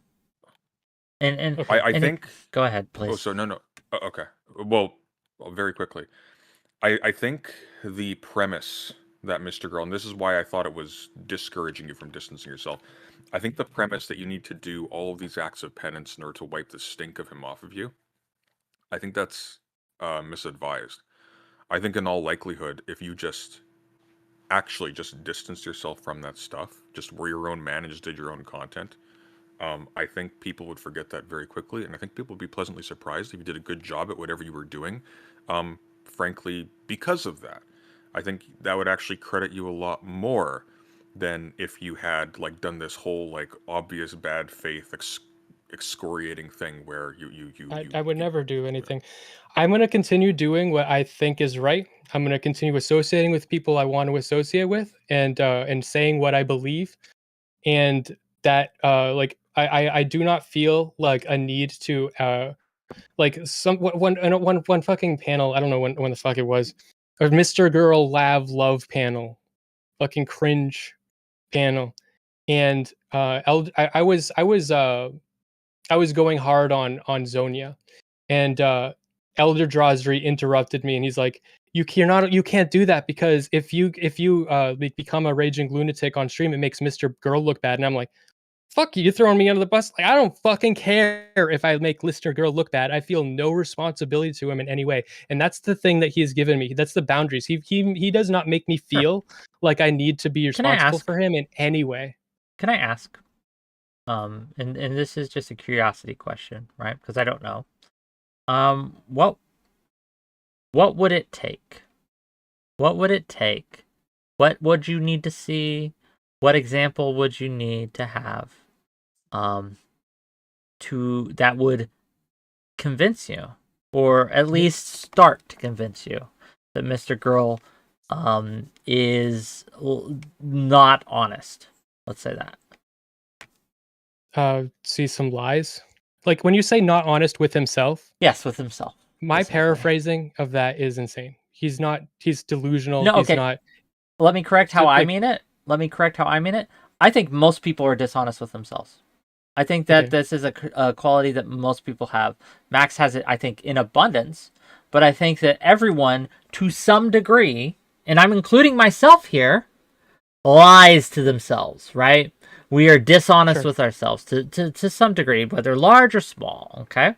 My assertion here is that Mr. Girl is created this feedback loop. I don't know if he did this on purpose, or I don't know how it came to be, but he has created this feedback loop that not only incentivizes him to be dishonest with himself, but that he has made that kind of his character of being the truth teller. But I think he's a wolf in sheep's clothing. I think he is intentionally, right, dishonest, but poses as the truth teller, the one to stand up and be there. That's my assertion. If either he's being dishonest with himself or he's intentionally being dishonest. Those are two different things. Well, not necessarily, right? Like it could be, and here's where I'll try to bridge the gap here. It could be that he has a bit of a complex going on where he needs to see himself as a victim and to situate himself as the hero in his own imagination, so that whether or not like he does this and he schemes, I will do these dishonest things and I will destroy my enemies. Nonetheless, he omits things that are inconvenient and he overemphasizes things that are. And I think that's borne out in the article itself. Other people have critiqued its contents as well as like the methods by which he went about getting them. So one thing he's blocked out that a lot of people critique that isn't actually to do with the content or the form of the article itself is that in the process of compiling it, he put in information that he didn't have the consent of the people he was interviewing or he was talking to begin with. And so not only were there problems with the article, he was also himself doing harm to those people. I don't think he ever allowed that to register in his head, that this makes him the bad guy a little bit, at least in some like limited capacity with respect to that, right? Similarly with critiques by people who are neutral, he's gone so far as to loop people who are enemies of Destiny as if they have like a specific interest in being sycophants towards him. It's actually quite the opposite. I worry in the back of my head sometimes. It's like, what's the financial fallout of this going to be, given the fact that I've got a lot of people in my audience who are very hostile to Destiny? Will this read as selling out or something like that if I'm being fair? I chose to try to be fair anyways. But like, it's not clear that there's just like only financial benefit in taking one particular side on this. I really think like the way in which Max has comported himself, at the very least, should make you like consider the possibility that even if he's not deliberately lying, he's nonetheless engaging dishonestly, and that's not just to himself. That also is how what he then permits himself, so understood, to act in the world with respect to other people. Did that make sense? No. Oh, okay. Well, I give up then. Smeth, I can tell you're getting frustrated, or it seems you're getting frustrated, and I didn't mean for this to be a dog pile. I'll try to be a little less. I'm frustrated, but it's okay. Like, this is a good stream. Okay. Like, and I don't like, and it's not making me hate either of you. And like, and this Fair. is just we're having a conflict, and it's fine. Well, are you feeling dogpiled first of all? Because Not really, not yet. okay, I will tell you though. I'll try. I know it can be hard being the odd one out. I appreciate you for sticking with us and engaging honestly as you have, and I think you are honest, right? I from everything I've observed of your interactions, both with me on stream and off, and with others that I've seen you engaged in, no one I think can call you a dishonest actor. I think. and Oh, go on. just by the way, one of the things that's frustrating about this for me, and I have some issues with some of your positions, but one of the things that your conversation with Mr. Girl the other day really showcases that of the two of them, he may be more charismatic, but you are a lot smarter. And it's a damn shame to see that being wasted on that, at least from my Yeah, perspective. I need to get way better at speaking. That's for sure. You know what I think, honestly, and it's been borne out in this conversation, and I'll be quiet for a little bit. One thing I notice, and I think this is something that Max does, and I think it's a bad habit you should probably shed because I think you're probably better at speaking than you think. When you feel like you need to get a word in, you escalate in terms of like projecting anger, and you raise your voice and you sort of belt out. I'm not one to preach in with respect to all of this. Okay, But stop. That's performative, and that's great sometimes. That's content, baby. Actually, And yeah. I try to do that on purpose a little bit, yeah. but then it becomes actual anger eventually. So then it's like, okay, no, fair enough. But like in the case in this conversation, the result was that you were actually failing to hear what your opponent was saying, or your That's interlocutor was true. saying, and you were losing the plot a Yeah. little bit. So like time and I place was kind also of thing, getting I guess. tired. Fair Well, enough. as a Wick, and so another fucking scathing fucking curse. This is a horrible thing to say about him, but like, Wick, and you both of you have talked to him. Talking to him is exhausting. No, it's not. That's Are you kidding? like on those Those are the. streams. No, it's not. I I No, I I figured out why Steven likes having him on so often. He's easy. He's so really? easy to talk. Oh yeah, God, he's the I easiest disagree person in with the world to Sunday talk here. to. I felt that it was a struggle, but partially, right? My tiredness came not through talking with him, but through trying. I was trying to get towards a goal, and he just wouldn't Right. let me do it, and I felt I that feel was that. the tiring thing. But if I just wanted him to if I needed someone to come on and to hold court and to just talk while I sat there and raked in the big bucks, yeah, he'd be my go-to. Yeah, that Maybe I'm I just built felt differently. that I don't know. same exact thing talking to him many times. And yeah, that feeling of trying to get towards a goal. And I feel like I just feel like it's like the reason I posted that on Twitter, the bad faith thing, like, to be more charitable to him, even more charitable. It's just absolute tunnel vision, and um like, just missed the forest through the trees in the conversation, in my opinion. So, but I don't think that he's lying to himself. I just think he is just so focused on this principle of standing up for himself, and especially in the context of the Destiny report, he was just like, my fucking gloves are on, and it's fucking go time. And then the more like easily gets frustrated by these types of things and conversations that he was pointing out, and his tolerance was so low, and he was ready for a fight, and that's what I think happened. He got a He fight. normally he normally has no tolerance, but he had Hmm. negative tolerance. You know what I mean? Notice. I'll believe you on this. I have no reason to disbelieve you. Um, and yeah, I think that like even afterwards, right? Lav reached out to me and was like, "Hey, I don't think I'm disappointed in how Max comported himself, and I wanna talk to you." She's since decided not to. Her choice, right? I still want to at some point, but she's blocked me on Twitter. I don't know why, honestly. But I mean, I have ideas why, but that's neither here nor there. We're not here to talk about her. We're here to talk about the Destiny report, you and Mr. Girl, and all the relations therein. Um, and in that, let's talk about the report. All right. As Cool. a transition, I was gifted Please. this keto ACV, not sponsored anyway. Gummies, like they're like apple cider vinegar something. I'm gonna just taste one. I'm gonna see if it's good. It might be gross. It's a Sleepy? gummy. It's supposed to. Sure. Sleepy gave me $2 to say, let's go Wicker and Smeth heads. So, Wicker heads and Smeth heads. Hooray. Gang, also, in this brief intermission, if I may, I can't do this for free. If you're on Twitch and you'd like to support the channel, please follow, give bits and subs. Those all help. If you're on YouTube, super chats help. Like the stream, subscribe if you haven't.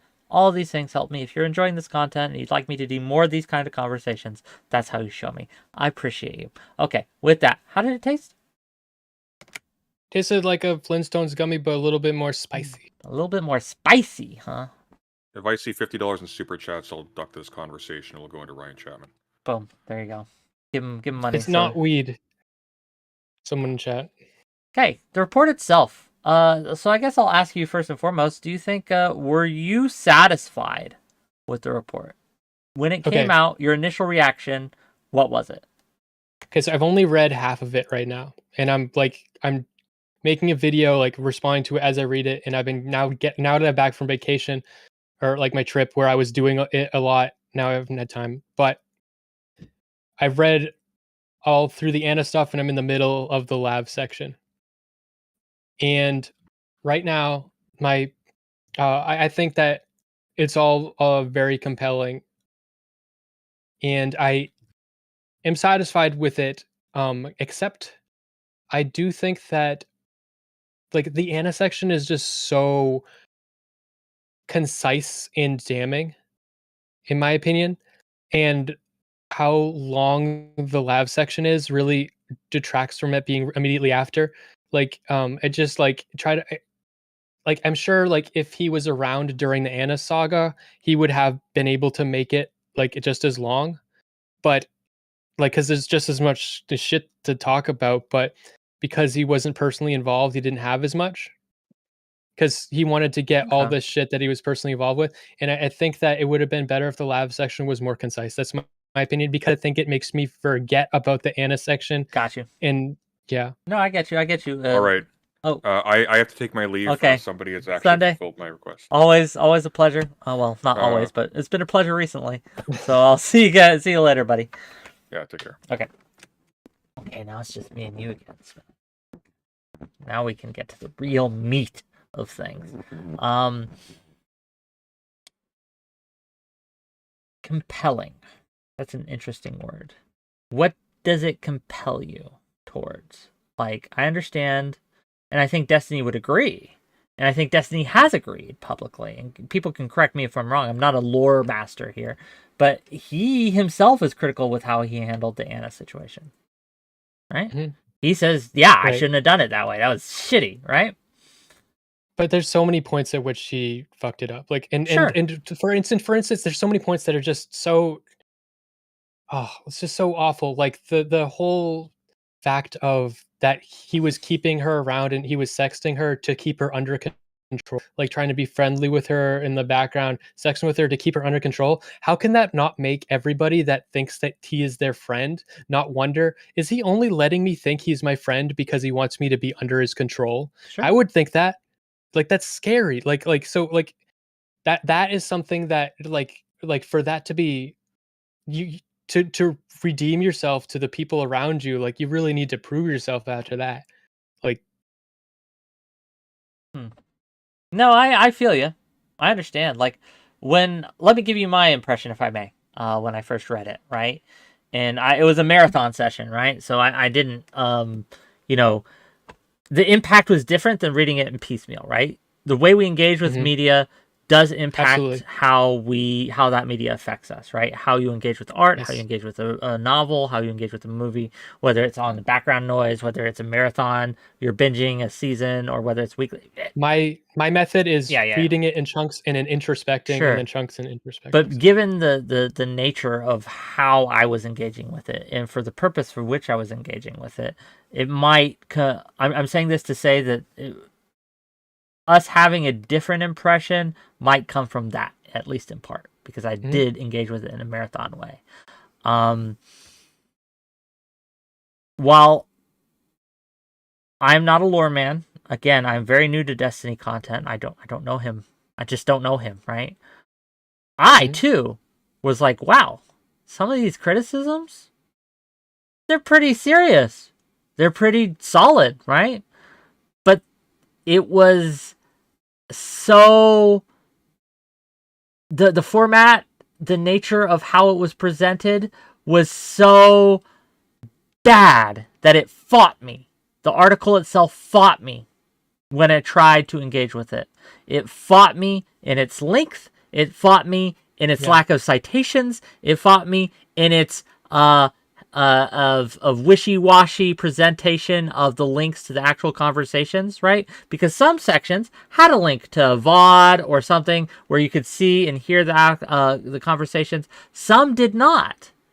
And I don't know why, and it wasn't expressed why, at least that I remember or recall in the report. And this opens up questions like, why this and not this? The answer could be simple. The answer could be, I could find these, and I couldn't find those other links. That could be it, right? That's one of the things I wanted to ask Mr. Girl, but he didn't let me. Well, no.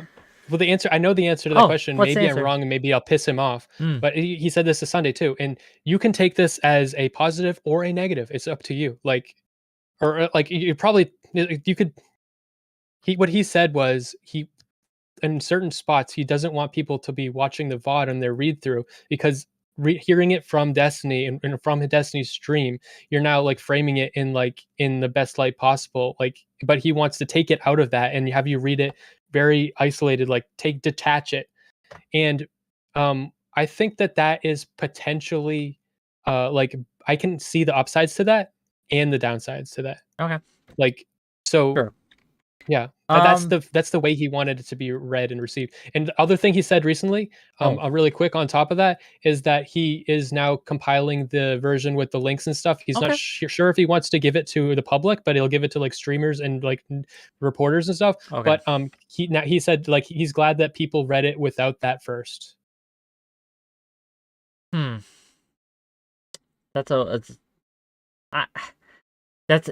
I don't understand. This is just my lack of understanding here. It's not a criticism. It's just a lack of understanding of why he thinks that he's glad that people read it without it first. Because again, most everyone who reads it, whether again they're in this space or not, because I've contacted a couple people who aren't really in this space and got an impression. None of them, right, have engaged in it how he wanted people to engage with it.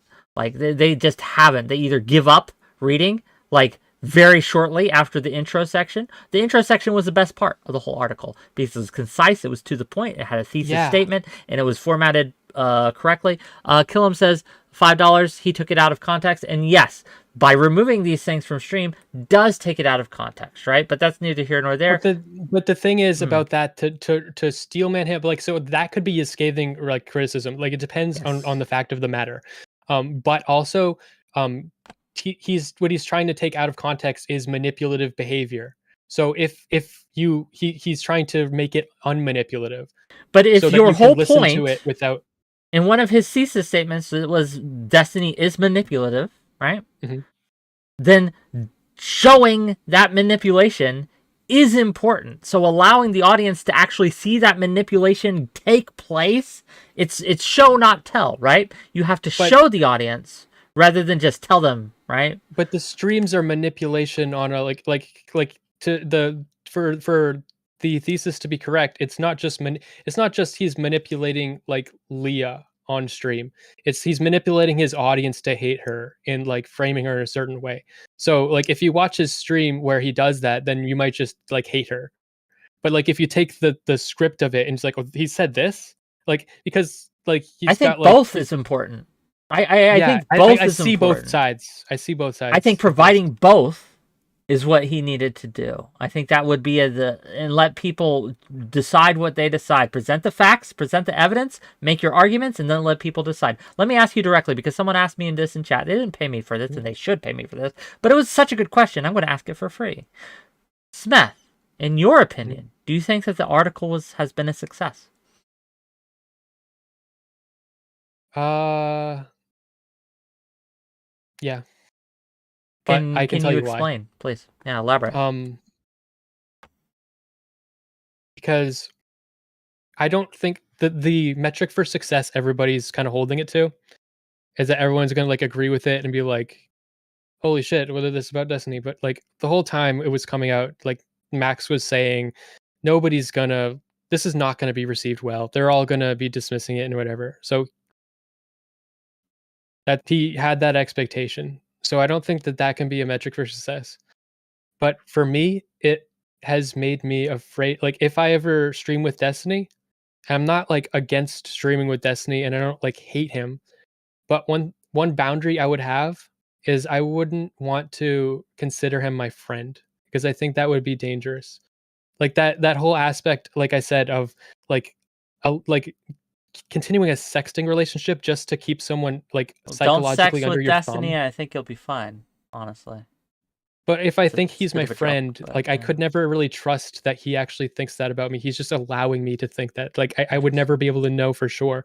So I would never let him like have that power over me. I would just assume we're a business relationship, Honestly, and you know, Smeth, honestly, I'm going to be with you on this. That's the position you should take with almost everyone in this space. Until they yeah, show you otherwise, even me, buddy, even me, absolutely, please, right? absolutely, Unless we're hanging out and we develop a friendship, we can be friendly. But too often, and I think this is what I wanted to talk about with Mr. Girl, is the way, because we are the content, because people come to see you, Smeth, and they come to see me, right? And then we interact, we get into the we get into our feels with these things. We personalize these things in a way that I don't think they should be. But that's not a thing that that most people do intentionally. It just happens because of the yeah, incentive structures and how streaming and live streaming works and how yeah. parasocial it all is. I think it just happens. And it's Also, like, bad because we're not friends. Even though I like you, and one day I would yeah, yeah, like to sure. be friends, Smith, but that day is not today, right? But like the also the aspect of these like really like we'll have challenging conversations. We'll bring up like stuff that we're pissed about. We'll get emotional, and like that's actually kind of like a process of trauma bonding. You know, like Absolutely. Absolutely. yeah, which is kind of weird, kind of bad. No, I get it. And again, incentive structures in the space, right? And how we engage with it and how the space engages with us, how our fans engage. That's all a brilliant conversation to But have. But let me ask you, right? Like when, because let's pin you down on the success thing, okay? I want to get back to that before we get too far it's a afield. small success. This, I feel, distracts from what I think I meant.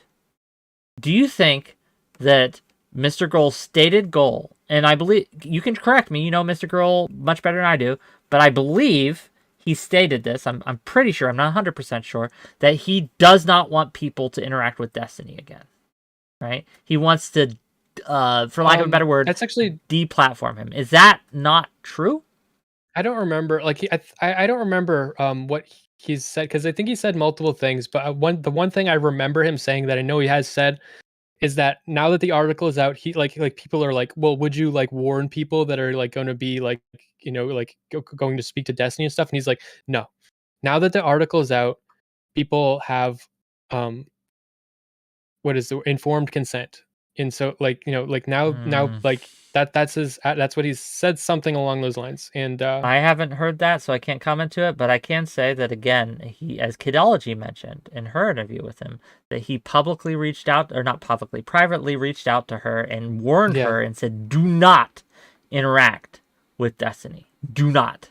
And I yeah. think that I given think that's a that, special case. and I don't think it is. And given the fact that I I think think it is. he has stated publicly, and I'm pretty sure this is the case, but I'm not 100%. I'm sorry, gang. I'm sorry. But I'm pretty sure he's mentioned several times that he wants Destiny off, right? He does not want him platformed, right? I think that, I don't like, think so. I think he said multiple does times he anyone doesn't have think. in my I think audience, well right? Does anyone maybe know the truth of maybe this he has, situation? but I've heard him say a lot of time, like many times, that he doesn't want him to be deplatformed. Maybe. I could I don't take the want him L to on this. be I could take the deplatformed. L on this, but I just Um, think if even under his own logic train, if he feels that Destiny is an abusive manipulator, why would he want him platformed, right? Like mhm. that doesn't make sense. But at the same time, right? Like, let's talk about his success. So, what okay, that I was referring to, you're not dumb, Smeth. You're smart, right? I'm So, free. I Okay, continue. yes. So right, that what I meant by success when I said, "Do you feel that this is success?" is, do you think it accomplished its goals or its objectives? And the objective, I think that That's the it's thing. pretty easy to see, right? From context clues, from statements, all these things, that what Mr. Girl wanted to happen with the article has not happened yet. I don't agree. Because no, yeah, I'm saying that he did not. Mr. Girl. Okay, wait, hold on. Actually, I can't say don't agree. Wanted to happen. I think Mr. Girl has high wants for the article, but low expectations. So a success is any increment in that direction. And I think any one person that he could protect with the article, and in me, it's such a small way. I'm not a woman. I'm not going to engage in a sexual relationship with Destiny. It's just that I feel like if I thought that Destiny or you, anybody, was my friend, like that would be confusing for me, and especially if you were way bigger than me. Like you're bigger than me, but you're not way bigger than me. Like if you were like like if you had Small like boy fifty streamer, I agree. thousand, Yeah. yeah. But you are bigger than me. But it's just somebody. If I'm collaborating routinely with someone way bigger than me, and I think that they're my friend, that makes it like a really hard for me to. That's why Mr. Girl, like like he's called me like a boundary creeper, like I like it's like I'll reach out to him in a certain way or something, and it's like he has stopped me at every single opportunity to like prevent me from having a close relationship with him. Like we're not friends, like, and he's done that for me. And after reading this, I'm like, great. I'm actually like that's. Thank you very much. Sure, it's one of the reasons I tell people I'm very clear. I try to be very clear that, hey, unless we're friends, we're not friends. Like, it's coming on machine, I'll be friendly with you. I appreciate you. I like you, right? But that doesn't make us friends, and please don't consider me your friend, right? I've said that Right. from before the Mystical. I think that's something everyone should do. I think that's a boundary. We need to have more boundaries in these spaces. I agree with them 100%. But let's get back to the success thing. Mr. Girl has said that he expected a lot of orbiters to jump ship from Destiny before the article was Did he? released. I thought he said Did. that he thought they wouldn't. Oh wait, And you're talking about really early on. He was okay. I think you're conflating his hopes with his expectations because he said he hoped that they would, but I okay. don't think he ever expected that they But would. in the terms of my question, right? You can do a thing and expect it to fail, right? You could do a thing and expect it to not succeed. What success means, and how I mean it, and I think how most people mean it, is, did it accomplish what you wanted? Not what you thought it would, but you wanted it to, right? And I think what Mr. Girl wanted it to accomplish has been pretty clearly not happen. Now, he could have expected it not to happen, right? But that's still a failure. Why is this I hard to I admit to? because I've heard him say things along the lines of if any one person is dissuaded or protected by this report, then it will have been a success. So like it's impossible for it to be a failure. Like I think you're framing it in success by like the expectations of the audience that hates it. Like his like it being a success is totally up to the mind of the man Max Carson. The And we're question that the and statement you just made there, and I want to highlight it, yes. is that you think it's impossible for it to be a failure. Now, if N- you were giving me no. and that's what you said, It would be buddy. it would be a failure. It would say it's a near impossible, but it would be a failure if it did the opposite. If it did the opposite of his goal, It it would be absolutely. has. I don't Sunday think it is has. more than Sunday and me have teamed up. That was a bridge built by this article. That puts Sunday closer It put me closer into Destiny's orbit. I'm not an orbiter, but it's made me closer into his orbit as an effect of this article, because we cannot help but call it as we see it, which ingratiates us to his audience, which makes it more likely for us to interact with Destiny, which gives more contact. Even by that metric, it is an abject failure, and that's okay to admit. Okay. Even if you agree, even if you that's an argument. That's an argument, right? I think that's a fair argument. I think because I wasn't seeing it in the terms of like bringing people closer to Destiny. I don't think that was really possible. I think it was sort of people would fall where they would fall, but that's an argument that you could have. I'm not convinced, but I'm not disagreeing with you. Sure. I have that feeling about a lot of things. No, I get you. I understand. But this is why I'm actually frustrated now with the conversation. Okay. Because I feel like, and this is what I hate to do this, but this is why I wanted to get you out, and why I said that this orbit is harming you, right? It's causing you to, I think, reflexively and with all of the best intentions, to be clear, defend the indefensible, right? Because these aren't value judgments. These are objective. Did it succeed or did it fail? Because good things, great things, things that should succeed, fail all the time. Okay? Things that we would hope would succeed, things that have great value, fail all the time. They just do. It doesn't make them bad. It doesn't make them like immoral. Okay. It doesn't mean a lie or anything. It just, these things fail. So this reflexive defense, I think, is a direct result of your orbit with Mr. Girl. No. Because there's a the problem is the question is if it's a success. Okay, like I'm gonna try to ground this, because success is not a grounded thing. Success is defined by whom? So if it's defined by you, I think you're saying it's a failure, and so by your standards, it's a fucking failure.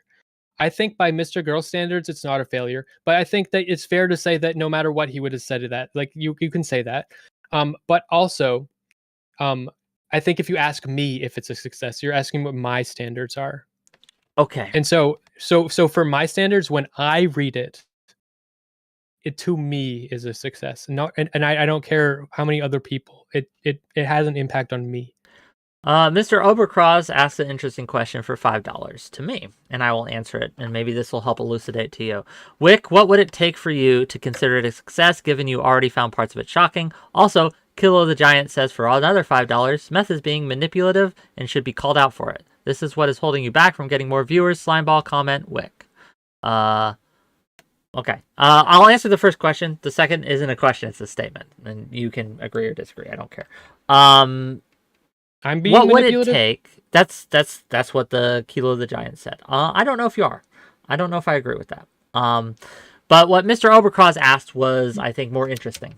So Kivo messaged me and he said that you're being manipulative. Oh, maybe I'm being manipulative. I don't know. Am I? Do you feel I'm being manipulative?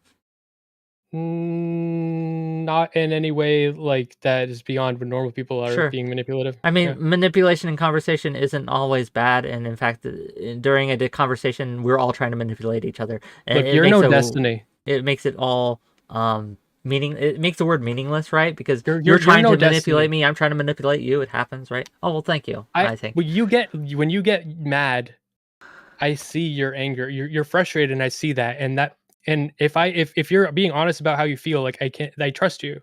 Sure. I want to answer Mr. Oberkraz's question. What would I have taken for me to consider the article a success? Regardless of what I think of the merits of the article, right?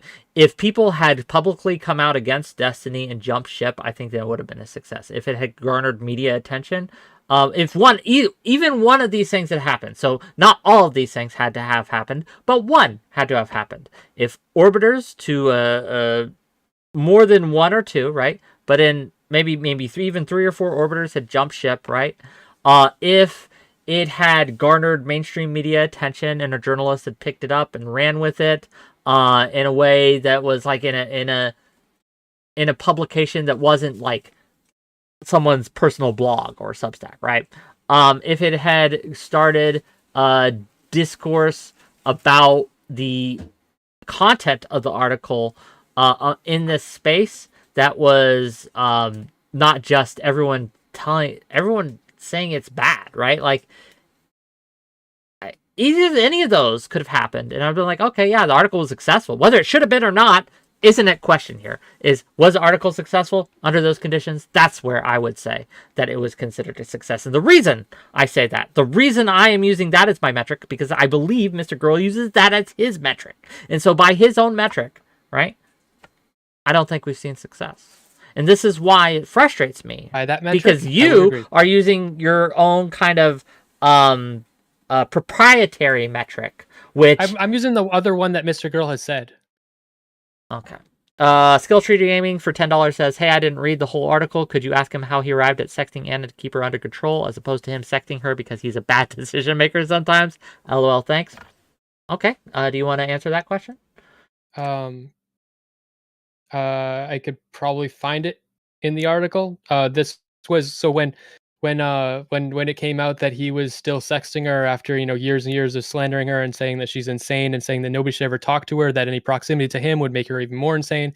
Then his defense publicly of why he was still sexting her was that, well, it's to keep her under control because this is the only way that if I ignore her, like it'll be bad. So I have to do this to keep her under control. That was his defense. And that's nasty. Blech. Fucking horrible. Ride for $10 says this. Since the article, Brittany Simon and 𝕵𝖎𝖙 have questioned their relationship with Destiny. The article is the reason so many people paid attention to the egg doxing incident. It was a success. Having talked to Brittany Simon and 𝕵𝖎𝖙, at least in Brittany Simon's case, I could tell you that is not what made their that I don't believe, and I could be wrong, but I really don't think that's what caused their breakup, so to speak. And people would have paid attention to the egg doxing incident anyway. So yeah, I just fundamentally disagree with Ride.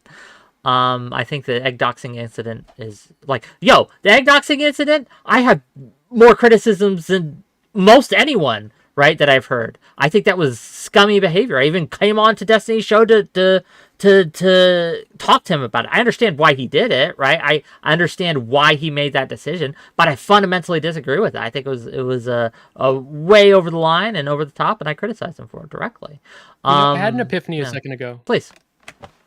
Okay, so right now, like when I just said about your communication with me right now is your emotions, you're getting mad at me, we're having heated conversation, and that when I noticed both times when you streamed with Max, you were like, you had like your suit, you had your tuxedo on, like you were going to the wedding, you know what I mean? Like you were on your best behavior. Formal? Well, I don't know him how I know you. We haven't interacted exactly as much. And I think that it would have gone better if you'd just been like in the mud.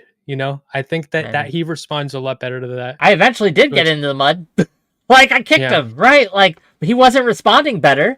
Like, in fact, he responded worse. So I don't know if that's true. But it's possible had we initially started it that way, maybe. I don't know. Like, I can't know, right? It didn't happen, so how could we? But I think that, like, this idea, right, of proprietary success is what frustrates me about you, Smeth, right? It's what frustrates me about your positions with Mr. Girl, because I can't engage with it because it's proprietary, much like Brittany Simon's bubbles. Brittany Simon's bubbles are and her levels as well are proprietary. She made them up, which is fine, but it's hard to engage with it because you can change it to mean whatever makes it correct in the context on which it's being applied. Sure. Okay. Right? So by the standard that most people that read the article will hold it to, it is a failure. Okay. Yeah, that's easy, right? Like this is the another thing I think that you did here that I think that Mr. Girl's orbit has influenced you to do is as you said, to get caught up and narrowly focus on this one bit that prevented us from going forward, right, for a time. I don't think Max. I don't think it was a failure. It wasn't a failure to me. Okay, right. I don't know why you can't like. No, I believe you. I guess it just feels, and this is a feel statement. It feels frustrating because if that isn't a failure to you, then like nothing can be a failure to you, right? No, like the article had an impact on me when I read it. Okay, people are saying I'm too loud. Let me. Didn't you say it had an impact on you? Yes, yes. So if like so yeah, with like finding it by that, then by my standards, it's a success to you. But it's made me further closer to destiny. Yeah, but it's gotten you thinking. It's gotten you thinking about. I was these thinking ethics about this before. This just what it did was it elucidated to me, right? It elucidated to me behaviors that Destiny had engaged in that I was not aware of, right? That painted him in a worse light. And I absolutely told him that, right? When we were with the DDoS kid and the groping incident. Now that said, the question I wanted to ask to Mr. Girl and the question I'll ask to you, what should happen to Destiny because of that? I think that Destiny should not be deplatformed, that people should just be aware of this, right, in their dealings and act accordingly. He should not be ostracized or destroyed. Basically, it just makes me more aware. And I think that's not necessarily a bad thing, but that, again, is not the metric to use for success. And again, I think that his did you watch when he came on after? I want to make sure you I don't think so. Okay. So please watch that section. If you watch after Mr. Girl got kicked, Destiny asked to come on, and I brought him on. And we talked a little bit. And in that conversation, Destiny himself said, yes, a lot of these behaviors I engaged in were inappropriate, disgusting, beyond the pale. I think that he knows that he's done wrong in the past. I think he knows this. And he's adjusted. I don't think he's the same person he was when he groped Mia on stream. I don't think he is. Just the other day, he said he doesn't care about doxing. Yep, and we argued about that. Me and him. He doxed someone again, and he's like, I don't care. So yeah, I don't think he's grown. No. I think he said that self-protectiveness in the moment. I don't think he gives a fucking flying shit. Okay, I disagree. I think that he'll do whatever he can, get away with whatever he can, and as long as he can get away with it, he will.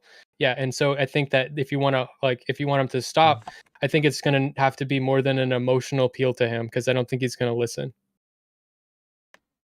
I disagree. I think that he's listened to me. I feel listened to, even when we disagree when we talk, right?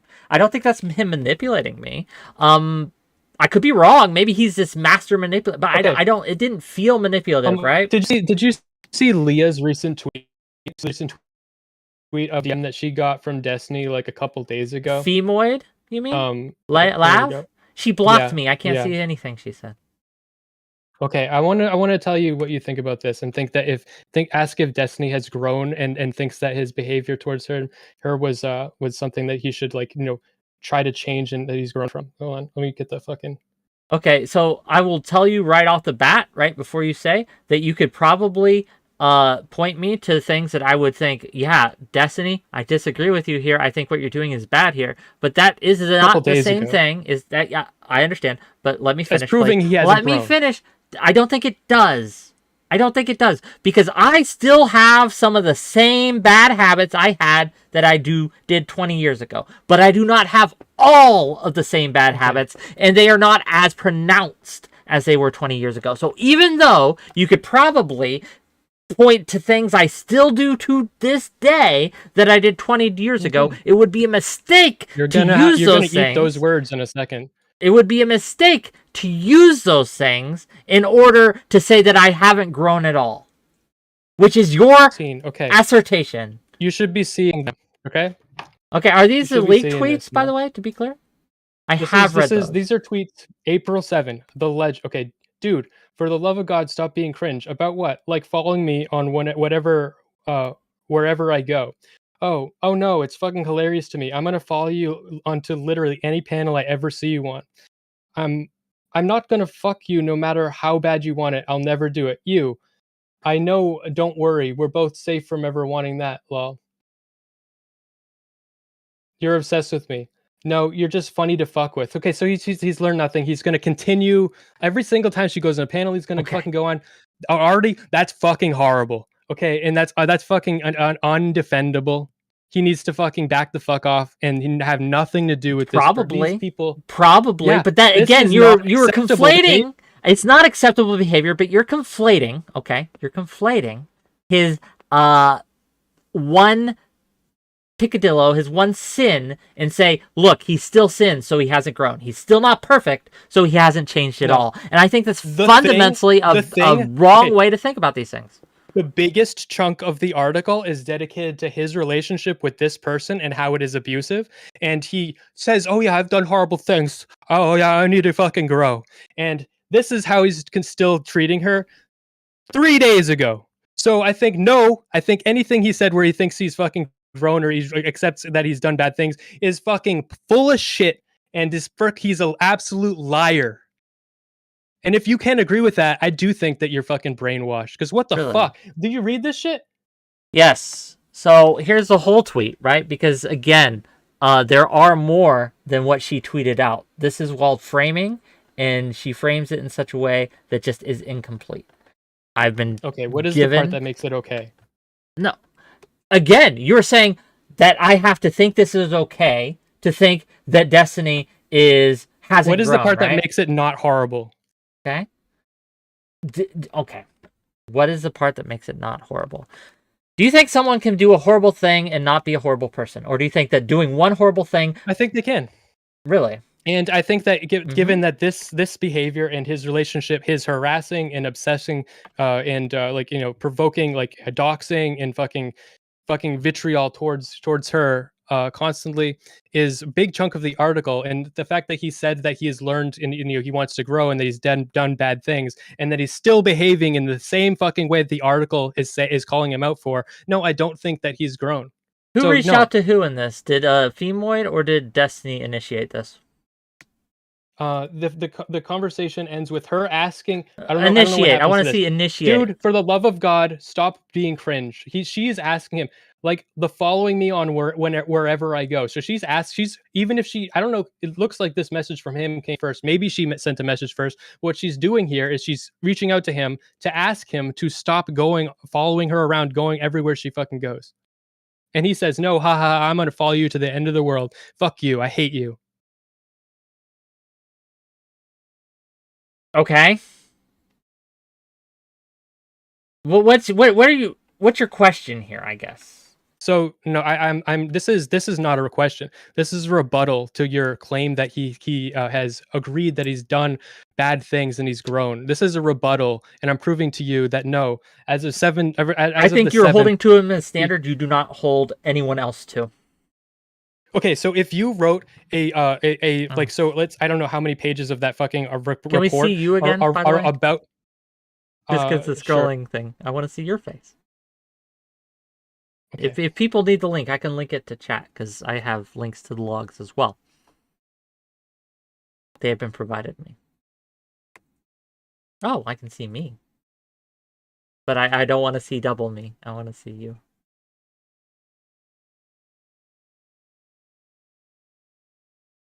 So I'm saying that as of a couple days ago, he is treating this person, Leah, in the same condemnable way that inspired and is the core subject of the majority of the report, the Destiny report. So he's still engaging in the exact behaviors that the report is calling him out for. Did he grow 𝕵𝖎𝖙 on stream? Okay, that is a different. Did he threaten to find her and kill her? Okay, you're talking about Yeah, so I'm talking about the report. Yeah. You were saying that the majority of the report was 𝕬𝖎.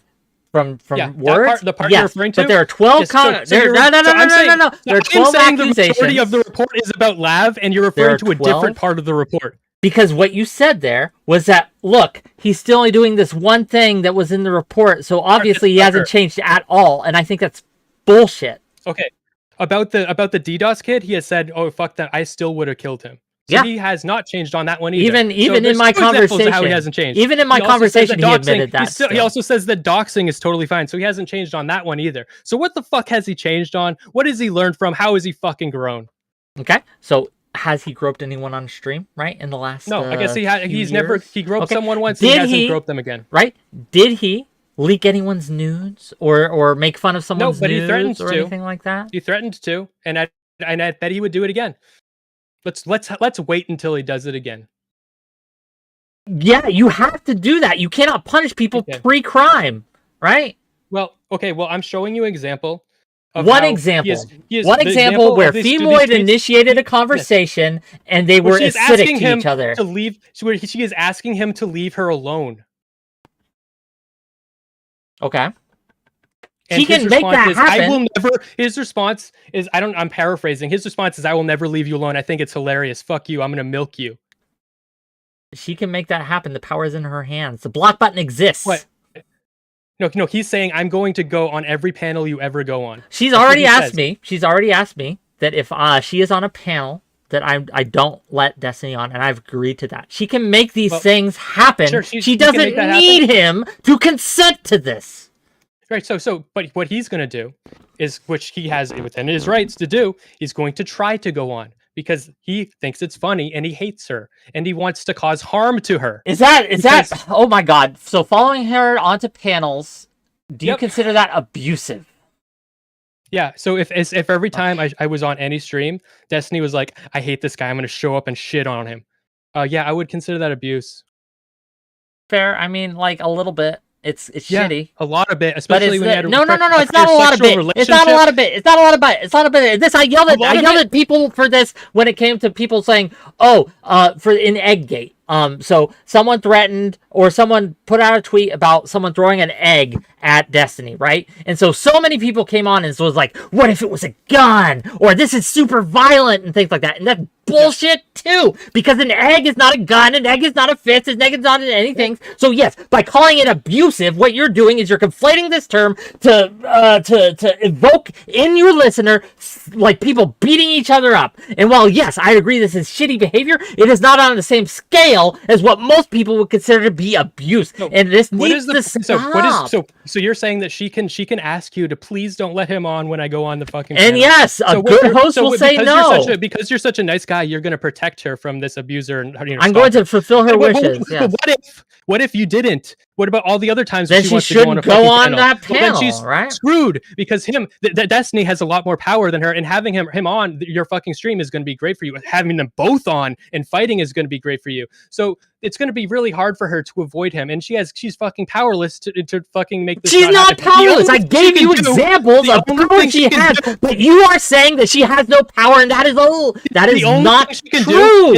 Is not stream and not. That is not true.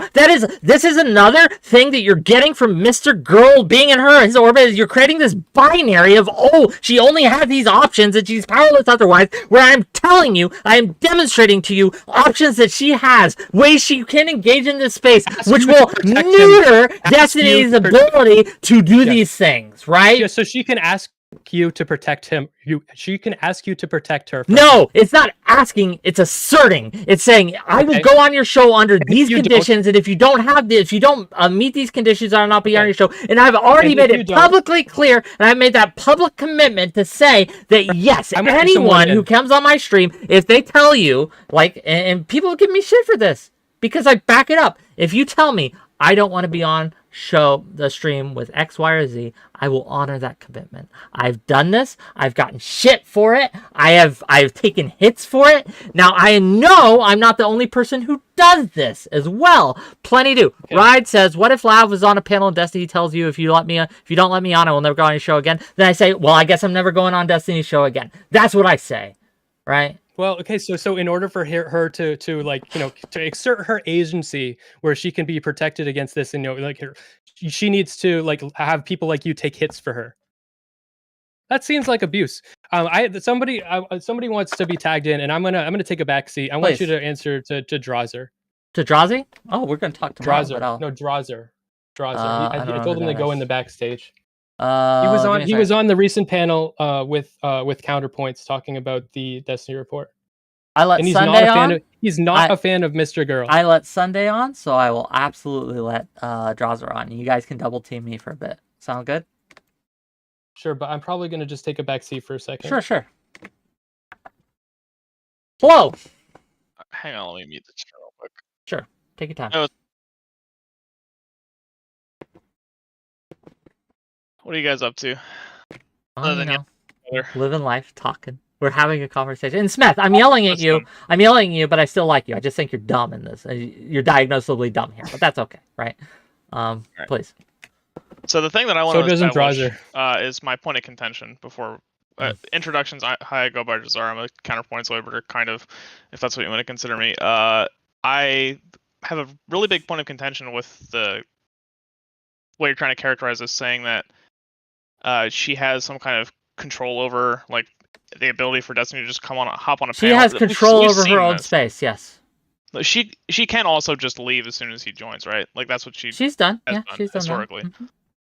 But that limits her to just It is being limiting. edged out of the space. No. If your contention is that I'm saying it doesn't limit her, that's just a mischaracterization. It does limit her, but that does not mean she has no power. My contention with with Smeth's statement, was his using the word powerless and describing it as she has no power here, she has no ability to operate in this space. I think that's overblowing the thing here. Well, again, and I've illustrated, at least on my stream, right, that if you tell me I don't want X, Y, or Z on with me, I will honor that request, and I will not let them on with you, and I've taken hits for that, and I'm not the only person who does this. And I think, right, like, I would say you're probably the exception to that rule, if anything. Like, you're more of an exemplar of that kind of behavior. Like, you actually have some kind of moral standing in a space where it's pretty devoid of morals and it's more clout chasey. It is a little clout chasey, right? I get it. But if someone makes a hard, fast boundary, I don't cross those boundaries at least not on purpose, right? I've done it on accident. Yeah, so how many people have that, and we're so, like, that means she's limited to you because you're willing to take a hit for her. More should. Otherwise, no. I think no. Again, I think this again. 𝕬𝖎𝖙 brings an audience, and I think 𝕬𝖎𝖙 has more power than you're giving her. If you have 𝕬𝖎𝖙 on a show, you will get 100 to 200 more viewers concurrently than you normally do. Now that's another thing, right? She has streamed herself before, right? And the amount of viewership that she pulls just by being, like, on her own and just talking to a camera is significantly lower than the viewership that you would get by, say, having somebody else on to argue with her and get her spun up and get her ranting, right? So it's more of people using, like, that the reaction. Yeah, but she likes to fight, though. Like, she comes on to my show to fight, right? When she did come on my show, and she's blocked me since, to be clear, she's blocked me. I don't know if she'll ever be on my show again. I might have to ask her why she did that, but I don't know either. I would like to, because I thought we had at least a working relationship. But yeah, it is what it is. That's a little weird. That seems a little... I can guess. I think that Mr. Girl and Mr. Girl's girlfriend basically talked a lot of shit about me and poisoned the well, but I don't know. So that's just a guess. Okay, that's I just don't know a guess. either. I don't know that her and Mr. Girl are on the best of terms at this current who moment. knows? I don't know where that stands right now either. But she has more power here than I think either of you are giving her credit for. I think that she has the ability. Okay, so let me. She's not a defenseless damsel here. No, let me finish, please. She's not a defenseless damsel. She has power and she can make choices and arrange things so that she doesn't have to deal with Destiny. She can mitigate it. She can mitigate what Destiny can do. And I think that it's not... These are not unreasonable things to do, right? These are just reasonable things. Does that make sense? I'm ready. So when she has the power. Okay, so, like, she has a lot. She has more power than me, but she has a lot less power than Destiny, and she can do things to mitigate the effect of him going on every panel that she ever goes on because he wants to humiliate her and make her more mentally unwell and freak her out because it's great content. He wants to milk her. She can do things to mitigate that. For instance, only going on panels of people that are willing to say, even if Destiny threatens to never go on my show again, I'm still going to protect your boundary. So she can go on. So the amount of, like, people that she can collaborate with is now dramatically smaller, and there's nothing she can do about that. Or rather, the amount of people she can collaborate with that actually take her seriously is significantly lower since the Destiny fallout. It is lower, right? It is lower, but that's not because of Destiny entirely. You do realize that, right? He wants to keep it that way. I think that those messages kind of prove that he wants to keep it that way and he likes it that way. fair enough. But again, to my original contention, I don't think this is enough to show, like, calling this abusive is a mistake. Well, technically, it's a technically true statement, but it evokes something that I think is not true. I think that what you're trying to look for is a delineation between like the level of abuse that's going on. Exactly. It's again the same problem I had with people conflating the 𝕾𝖍𝖎𝖙 scenario and they're like, well, what if someone comes in and shoots him? Yeah, that would be worse, right? But an egg is not a gun, and stop trying to pretend they're the same. And so then same he thing, doxed right? her. And then he doxed her. I think that's also bad. I criticized Destiny for that. I criticized it to his face, right? I went on his stream and told him that. Okay? Like, I think that doxing is how many bad things does he have to do before you think he is himself a bad person? I mean, he's obviously grown a bit. I mean, since a bad person. That's a very philosophical thing. I do like a bad I said, person, somebody who thinks it's okay to dox people, someone who thinks it's okay to like go. So what is worse? Thank you for the sub code, Matter. Give me more subs, gang. Give me more super chats. I drink water. Thank you for the super chat. $10. More money. Money. Okay, carry on. Hell yeah. What is worse, DDoSing somebody or going on every single appearance that they have to try to humiliate them and pressuring their hosts because you have way more power? Borderline harassment. DDoSing someone is worse. Borderline harassment. DDoSing someone is worse. Okay, I think maybe it is worse, and I think that the situation I described is still fucking horrible. It is bad. It's bad. It's more emotionally horrible. It's more emotionally and personal. It's more personal. It's more vicious. Okay. You can DDoSing just pushing a fucking button. He's positioning himself as more of like an apex predator as opposed to just being an anonymous person on the internet that harms your if Lav. Okay, I'm going to make this assertion, and I think it's true. And thank you, Pitch PX2 for the gift sub. One more gift sub, and we get a hype train going. Come on, gang. Come on. One more individual donor. Let's go. Make me want to have this conversation because this is frustrating. I'm going to stake my reputation on this. Okay? I think that if Lav stopped engaging with Destiny, stopped initiating, stopped talking about it, went radio silence, right? When it came to Destiny and talking about anything related to him, and she stuck to that for, let's say, 6 months, right? Then she would have much more room. Destiny would leave her alone if she left him alone. But the problem here, and this is both their goddamn faults, right? The problem here is they like to pick at each other. And as long as one continues to engage, the other will continue to engage. They're not healthy for each other. They're not good for each other. They should leave each other alone, right? And while I will say that it's a shitty thing what Destiny is doing, hopping on streams just to bully someone out of its space is shitty, I think that, again, if Lav stopped radio silence talking about this, or him, or going on streams at all? No, she can even go on streams. She can even go on streams. If he is seeking her out, and she literally cannot avoid him.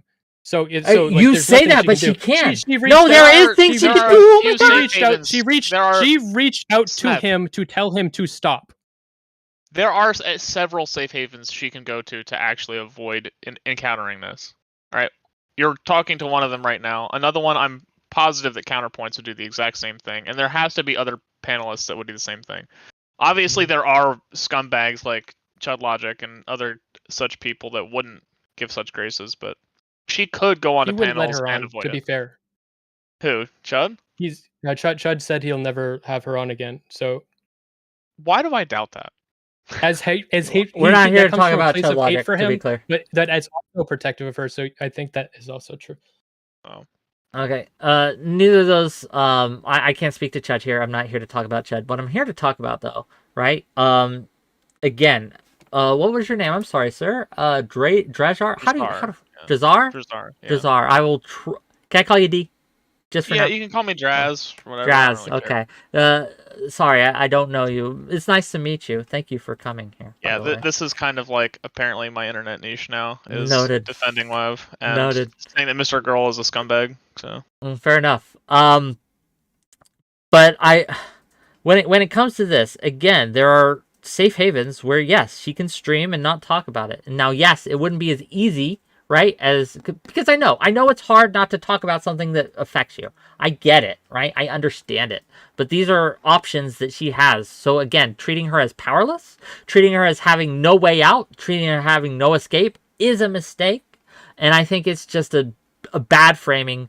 It's disempowering to her, right? Because what you're doing is you're saying you have no hope, and I think there's always a way out, right? The solution that you're saying that she is within her power is to submit to him. It's not submission. It's taking control of the things that you can take control of. It's actually taking back your power, right? It's not submission. Let's say that every time I use the word sponge in a stream, there's someone with a button that's going to DDoS me.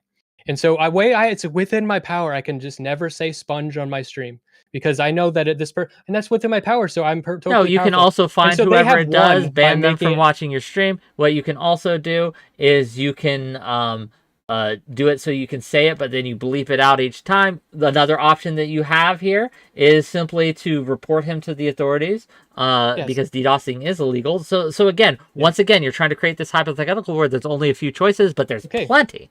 So I could report him to the authorities. I think bleeping it out would be another case, like just like not saying sponge would be the person getting what they want and winning. Now I've wounded I have at a detriment at my expense done something to like let them win for fucking harassing me. And so say the police don't do anything, then the only situation that I have, the only thing I can do is to fucking let the fucking terrorists win. Again, This is a more principled approach, anyway. But I kind of I see where Whick's coming from more than you know, Smith. Just in the fact that she does have more options, and you're taking away her agency. I get why that got so heated for a second there. She does have some kind of agency, but I still think that it's a scummy piece of shit thing to do for Destiny to pursue her on panels. The biggest criticism I have for Destiny is he engages in spite-based behavior. And I think that's wrong. And I think he shouldn't do it. He has a pattern of spite-based behavior. Yes, it's bad.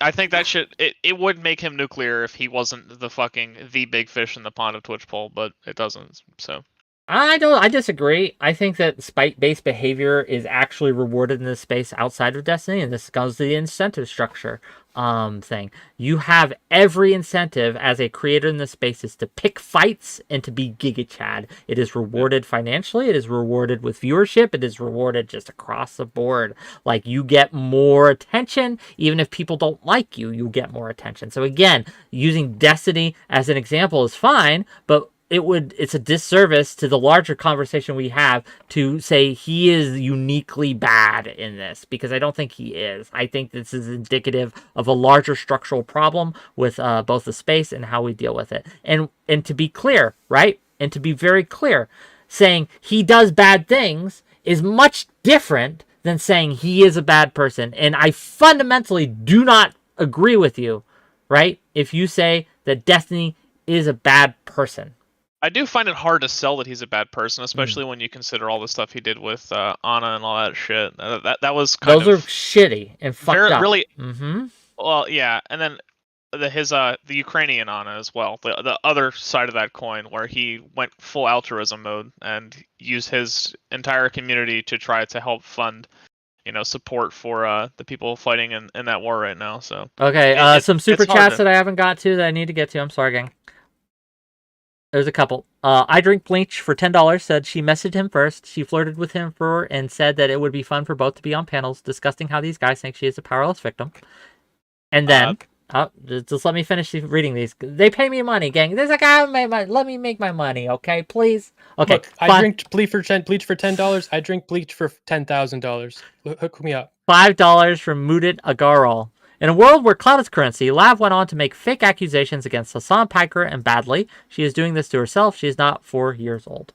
So those are the super chats. Yeah.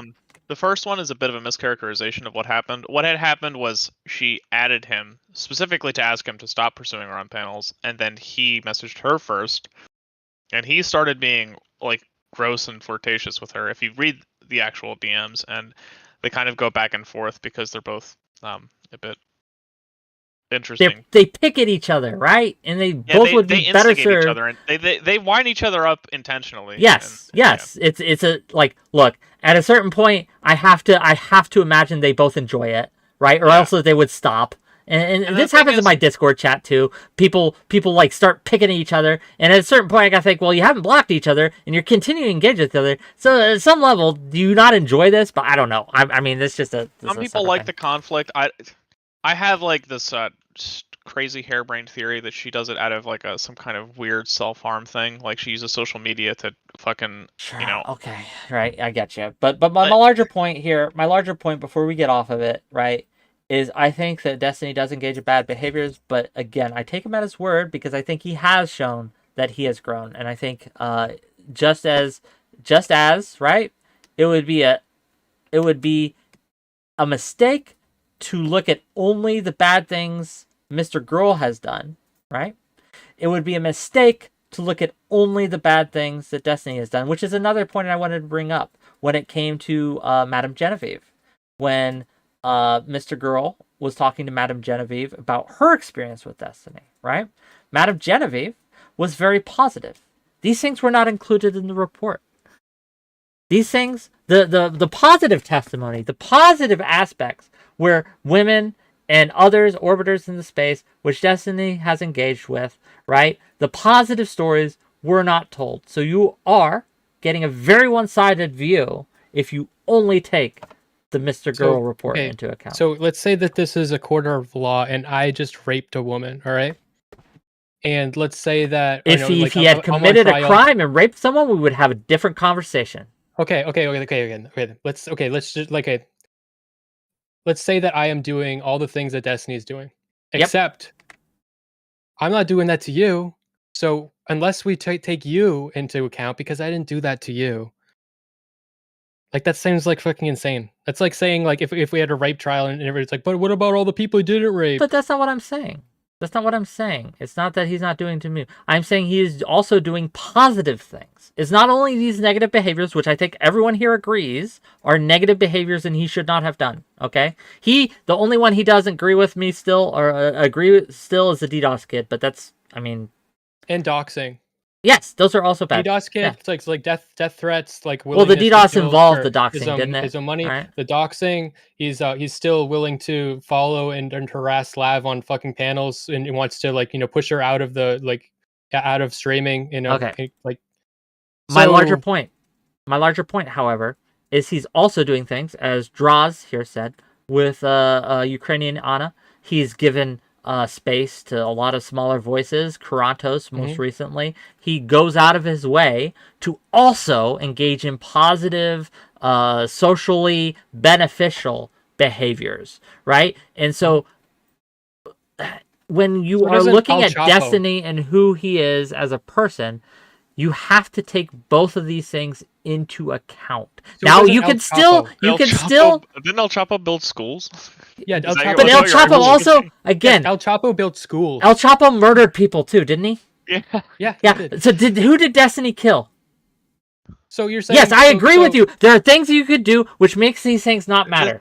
These are behaviors you can engage in to make the positive. At what point is it going to cause enough harm for somebody to actually like have something really serious happen? At what point is the pattern of abuse going to have some serious real world impact? Is I think what the question is. People are. Oh, hold on, just real quick. Real quick. Hey, people are asking me to bring in Speakeasy. Who is Speakeasy? Do either of you know who this person is? No. Who is Speakeasy, and why should I bring them in? Why? What? I don't know who they are. Sorry. Beats me. Okay, well, if someone could tell me who this person is, I might bring them in, but otherwise, I don't know them. I think my point is that I think Destiny has caused an equal amount of harm and good, and like at his size of platform, if those two things are equal, one of them is a bit more important.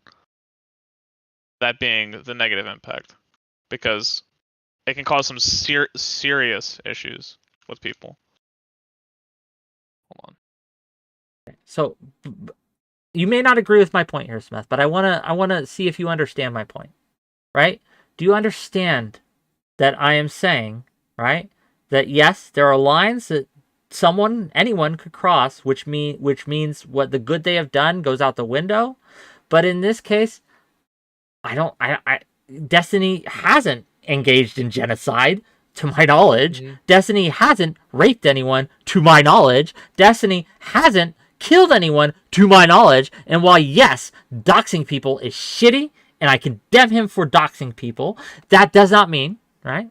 That does not mean that he is necessarily a bad person. I don't think that he is in totality a bad person. Everything he does is bad. No. Well, that's not what I'm trying to say, right? Like, so I guess I'll ask you directly. Do you think, on the balance, does he do more good or does he do more bad? Your honest opinion. You could say bad. It's okay if that's how you feel.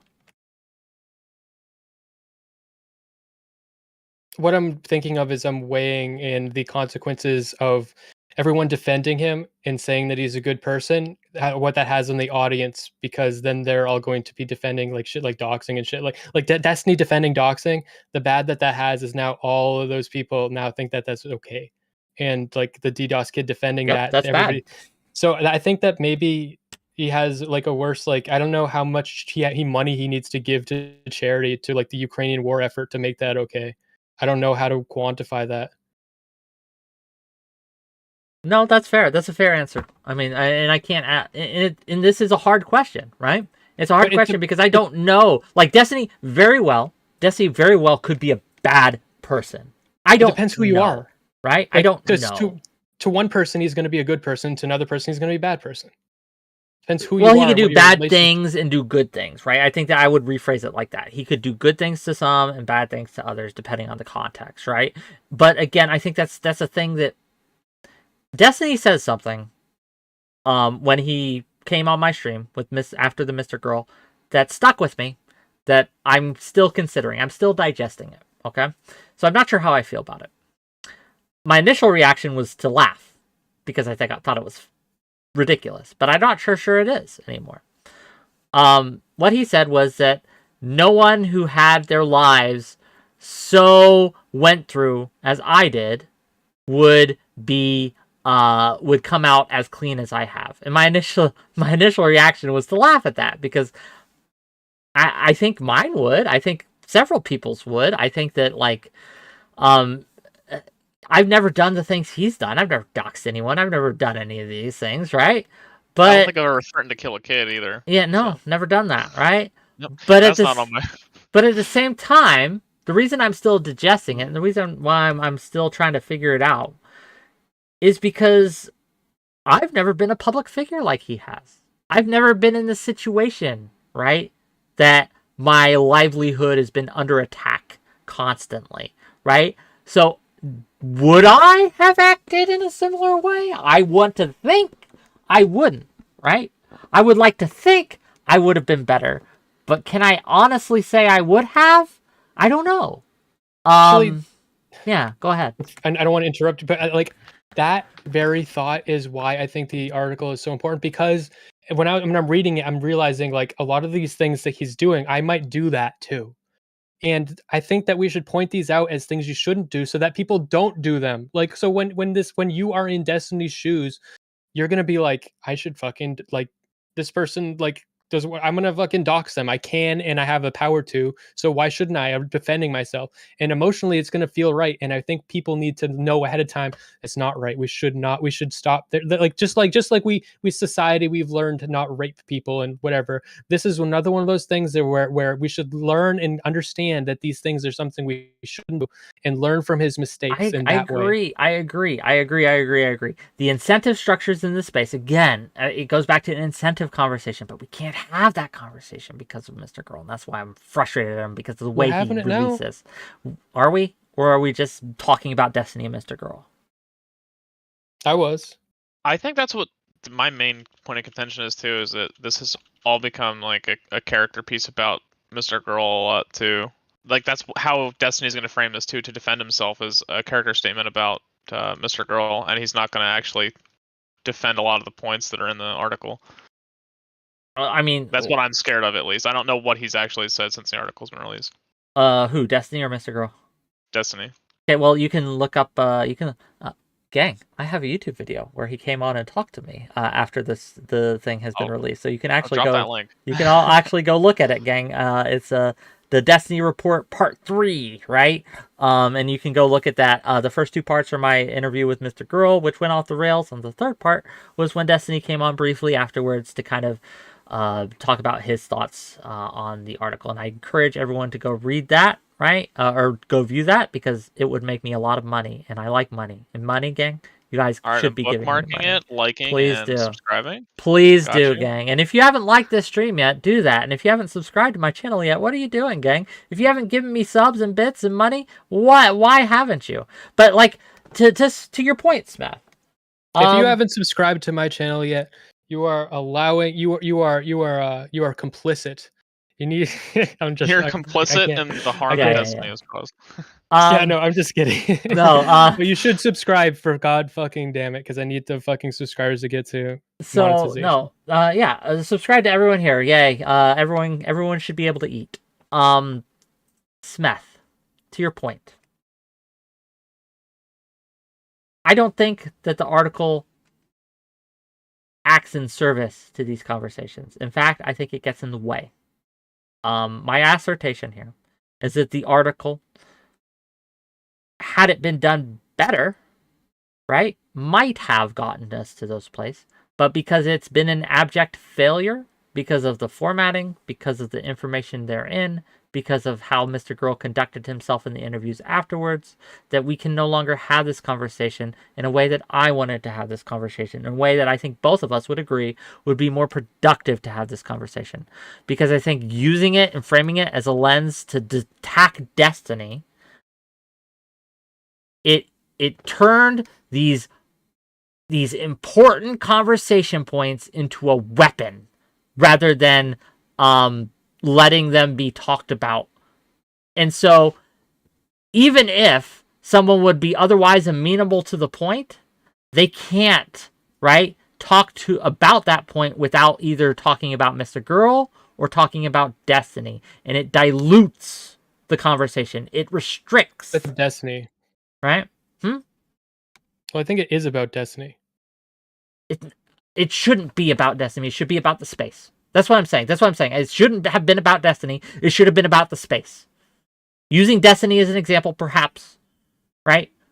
But making it just about Destiny was a mistake. Lesson Self pays me $5 to say, correct me if I'm wrong, but if the information is public in a social media page and you share it, is considered doxing, and is it illegal? It's not illegal, but I would consider it doxing. That's my opinion. If I have, for whatever reason, if I have my name out there, right, publicly, and I have it in a private space or a public space, but one I don't share on stream, right? Because I'm a member of other forums and stuff, and maybe my personal information is on one of these other forums that I were on years ago. Yes, it's public, but I don't intend, an example would be, I don't intend to share it with you all. So if someone shared it with you all, that would be doxing. And now we can say if it's light form or a hard, heavy doxing, it's a spectrum. But yes, I would still consider it doxing. But go on. Like an example of like how that could play out is like, say you had like on like an account that you're like using now or something, or one that you haven't made it public, that is your account,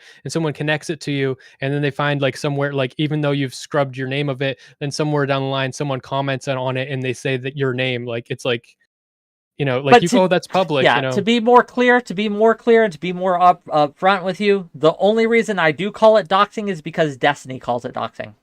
And so if Destiny calls it doxing, what he did, I'll just use his language. He didn't call it doxing, you wouldn't call it doxing. No, I might, but I don't see a reason to have the argument, because Destiny says, yeah, I doxed her. Like he said it. Okay. Yeah, I doxed her. So yeah, why fight that, right? Mm-hmm. Subsonic R, I used to be in the military. I could run more than 20 meters without being out of breath. I could run 1.5 miles. Well, at the end of that, I'm pretty out of breath. Air Force? Yeah, Air Force. So, yeah. Look. Yeah, I know. I get it. Air Force. But no, I was in the Air Force too. I get it. Yeah. We get way too much shit. True. Anyway. But yes, I whether it's doxing or not, he uses the term doxing, so I'm just going to use it too. Why not? But we're getting off the topic at hand, Smeth. Okay. This is an intervention. Okay. Do you understand why I'm concerned? For you.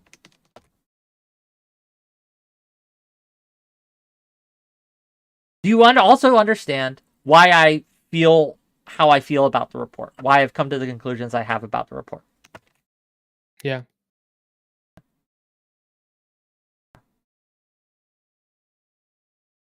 I don't feel any sense of responsibility on behalf of Mr. Girl, uh, or any loyalty.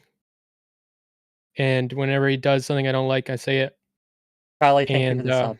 Continue. that's the way it's just going to be. So I don't. Mm.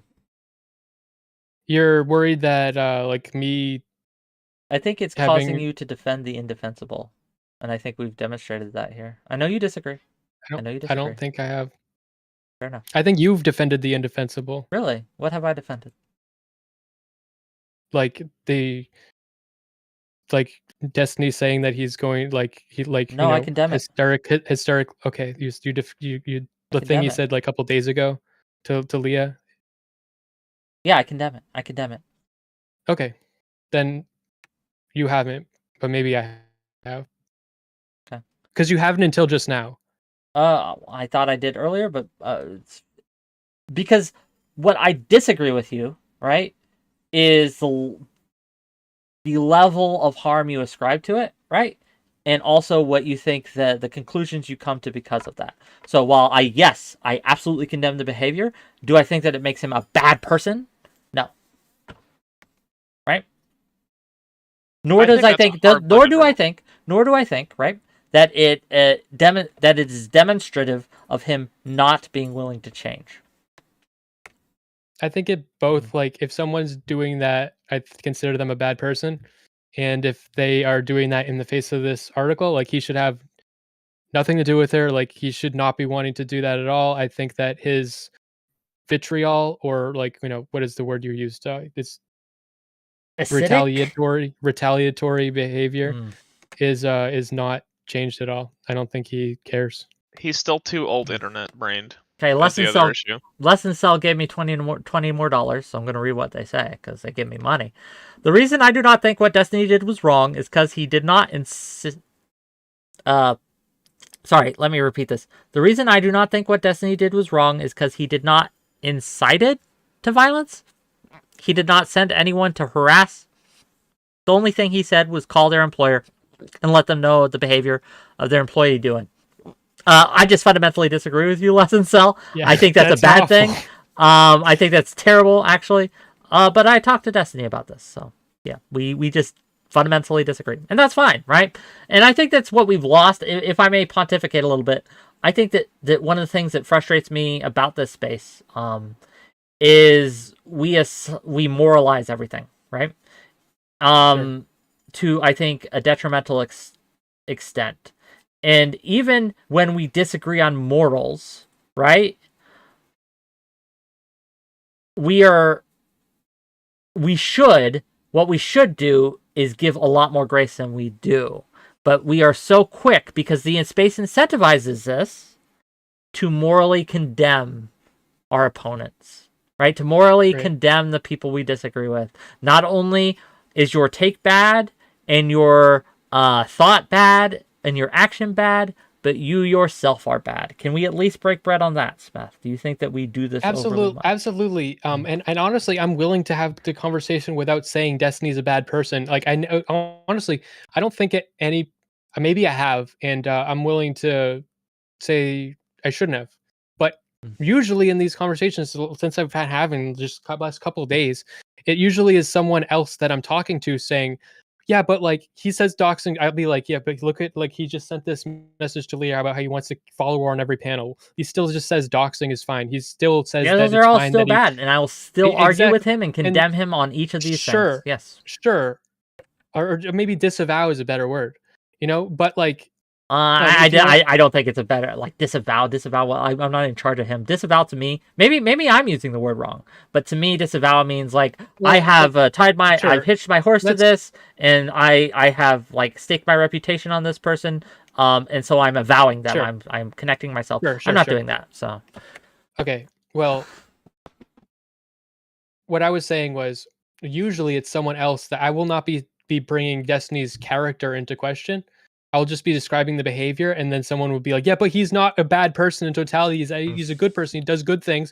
And that's like, yeah, but I'm not talking about that. Sure. I'm not talking about his character. And now we're having a conversation about if Destiny's a bad person or a good person. But I was trying to talk about the actual behaviors. And I was saying why this is bad and why this is bad.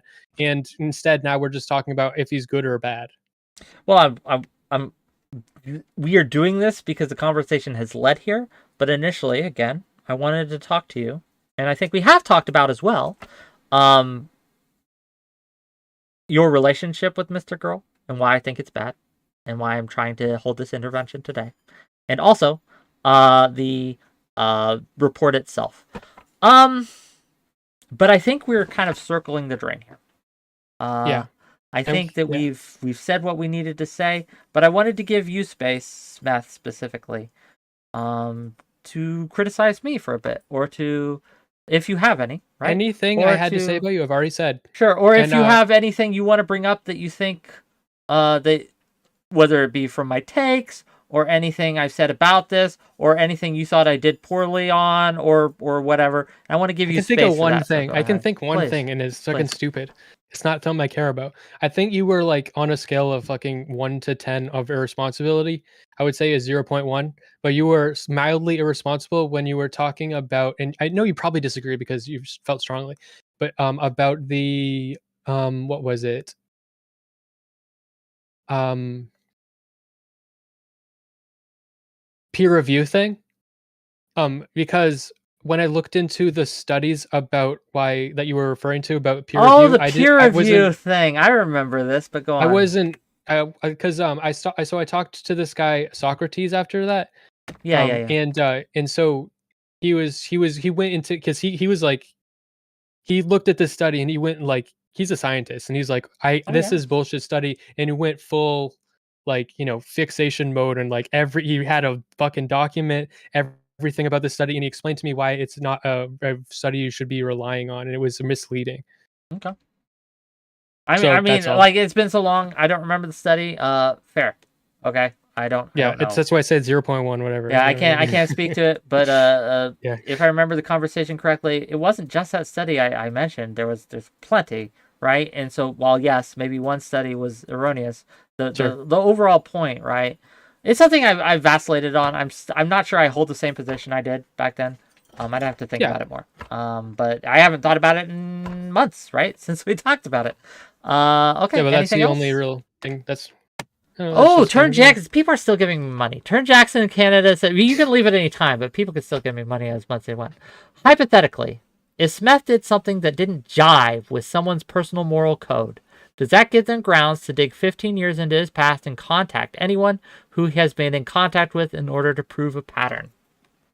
Questions to you, Mr. Smith. So the thing is, I don't think that. So like there were claims that Mr. Girl contacted or would be okay with contacting Destiny's parents or Destiny's like ex-wife and shit like that. And by Mr. Girl's account, like he absolutely would not do that, and that's an unacceptable thing to do.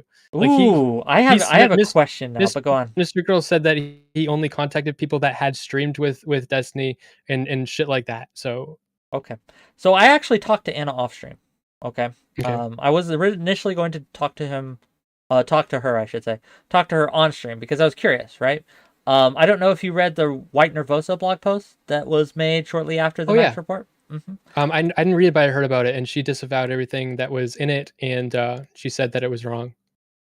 She said, "Can you?" I don't. She said that she didn't agree with the representation of her in the report. Right. Yes, but more importantly, she claimed that Mr. Girl misrepresented himself in what he had in order to get Anna to come forward with the information that she had, right? So to be clear, and Anna, I've talked to Anna, and Anna has consented to me giving this information. I asked her directly if I can say what we talked about and that, because she doesn't want to read the report, right? She doesn't want anything to do with the report, and that's wise, right? It's probably wise, right? Just distance yourself. I get it, okay? But she said that Mr. Girl in getting her information and trying to come forward. She said that he said that there were many women that also were coming forward at the same time. Yep. And that is how he retrieved her consent in order to release the information in the report. Yeah. Do you think that was dishonest of Mr. Girl? There are not many women in the report. Well, there are, I guess, how many is a many, but there wasn't a lot. And I can tell you this. Since going on that panel the other day, on Counterpoint's panel, and talking vocally about this, people have reached out to me to tell me shit about Destiny. Women. Not directly. Nobody's saying anything directly. But people saying like, oh, like I. But I know this you person understand how that's different, fundamentally different than someone saying, I have given this information to someone in order for them to come forward, right? So no one gave you this information in order to come forward about Destiny, right? They just gave you the information. Right. And it wasn't also firsthand accounts. There's just people telling me shit. But it's just when you start. But it wasn't firsthand. So it wasn't even firsthand accounts? Yeah. No, it wasn't firsthand accounts. But I just want to be clear on this so everyone understands. I'm trying to clarify too. Okay. I want to misrepresent. Okay, that's what I'm asking. I'm asking, did the women who were the people making these claims the ones that were abused by Destiny? No. No. Okay. No. I was trying to make that clear just now. But it's just, if you start talking about this, like, people are like, I'm sure that there's a lot that could have been in the article that people didn't consent to, you know? Again, though, my question, do you think it was dishonest of Mr. Girl to present to Anna that he had multiple women that were also willing to come forward? Yes. If he said there are multiple women that are also willing to come. No, actually, no, that's not true. There are multiple women in the article. So if that's what he said and that's what got her to say it, that's not dishonest. Oh my goodness. I don't know if we can break bread on this, Smeth. There are multiple women in the article. There is more than one. Yeah, there's more than 3. Yes, but that is a fundamentally different thing than the women coming forward, right? Because, again, for them to have come forward, they would have had to say, Mr. Girl, we consent to you releasing this information and publishing this information, and we give you this information in order for you to publish it. That's what coming forward means. Can we break bread on that at least? If I agree with that, then I think you're right. Okay. So, okay, I think, and I just, yeah. If I don't think, I think that Max thought there would be more people consenting to talking about this. He probably did. And that's why I think that he was talking like that. And I think that he misjudged, and that is bad. Not only misjudged, misrepresented. He misrepresented it, right? He misrepresented what was happening in order to gain someone's consent. Can we just, like, this is one of those easy, it should be easy to just say, yeah, that's dishonest. Dishonest? You can agree with, you could argue about the level of dishonesty, but can we at least agree that in and of itself was dishonest? If he said that there are, no, it's actually no, because like we already said, there are multiple people. Even at the very beginning, there were multiple women, and there are multiple women in the article.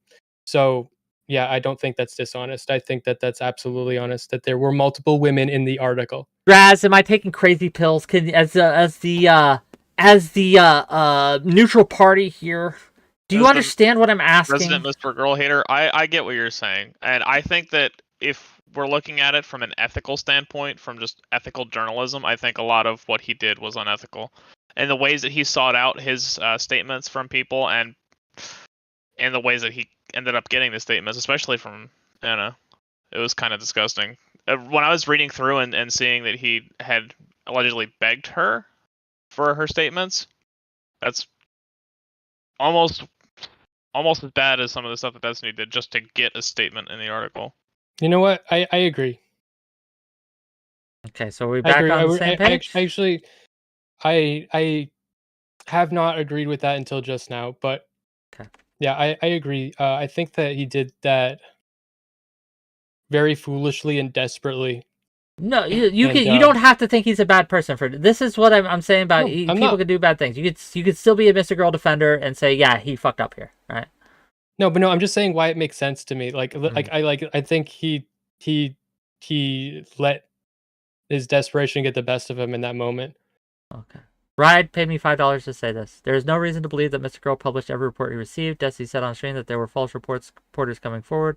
I don't think that's neither here nor there. So when you asked me for examples earlier, right, of Mr. Girl being dishonest to himself or to others, can you accept this as an example? So him saying, misrepresenting what he had in order to obtain consent to obtain information. I did not agree to that. The thing that I agreed to is what 𝕵𝖎𝖙 said. That him begging Anna, that was, it shouldn't have been like that. He shouldn't have begged her like that. But it reads as impulsive, you know? Well, but it was impulsive because Destiny publicly announced, and he had to do something to, now, or else the whole investigation is condemned. Yeah. So that complicated everything because he started asking the wrong people, and it got public way faster than it needed to be. But I don't think that excuses him. Let's also talk about the Madame Genevieve situation, because this relates too, right?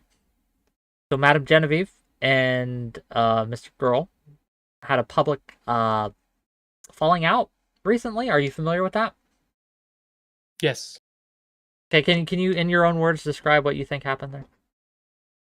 I know they had a falling out related to the article. She said that something in private, and she meant it to say something good about Destiny, but Mr. Girl just thought she was just consenting to him publicly, having that in the article, because she was giving consent to have it in the article. And so he told somebody, and then she revoked consent. Specifically, he as I understand it, and I wish Madame Genevieve sometimes watches my show. Madame Genevieve, are you here? Can you give me 1 second? I don't know. I'm not super. I didn't mean to bring this up, but it got brought up in my mind because, again, we're giving examples of where he's been unethical and dishonest. You know what I think, Whick? Please. I no longer consent to this conversation. Okay. Because you're dragging me through the mud, and you're like, Smeth, what do you think about this part of the drama? Okay. Take a side on this. Take a side on this. And you're really forcing my hand in ways that I don't want to be doing. Fair enough. You're telling me I should be distancing myself. If you don't want to talk, I think you're really forcing me in the opposite direction. So I'm gonna start dissing myself from these things because I don't want to be. I don't give a shit about the fucking Madame Genevieve saying she's had sex with Destiny thing. I don't care about that. I don't care about any of these little fucking things you're fucking bringing up. Okay, you're making me take a side on these things. Oh, see, this is why you're insane, Smeth. Well, I don't want to that's not fair to me. Fair enough. No, that's fair. That's fair. That's a fair criticism. I will give you that one. I did not intend to do it, and I apologize. And I will. Yeah, we can stop the conversation. That's fine. Smeth, it has been a pleasure talking to you tonight. I know you may be frustrated at me, right? No, it's fine. Yeah. I start for myself, and you listen to me, so it's cool. Okay. So, anything else you'd like to say before we end the conversation then? Subscribe to Real Smeth on YouTube, and I'm going to be talking to 𝕾𝖎𝖙 on Friday about AGP, an AGP activist who's given me a review copy of their book that I'm going to read. And AGP is autogynephilia, to be clear. Okay. And on Saturday with 𝕾𝖍𝖎𝖙, 𝕖𝕋 and nicotine, I'm going to be talking about male sexuality. Cool. Okay, check him out, gang. He was gracious enough to have this conversation with me. We'll work on him. I think we can save him, gang. But for now, Smeth, you know what happens on my show. You know what happens every time. To the void! And 𝕵𝖎𝖙, I don't know you, but to the void with you too. Okay. Everyone goes to the void, whether I like you or not, eventually, one day. Gang, what did you think of that conversation? What you think? What's everyone's opinion here? What's everyone's what's the feeling? What's a read of the room? Man, that was tough. Was I going too hard on him? Was I being too rough?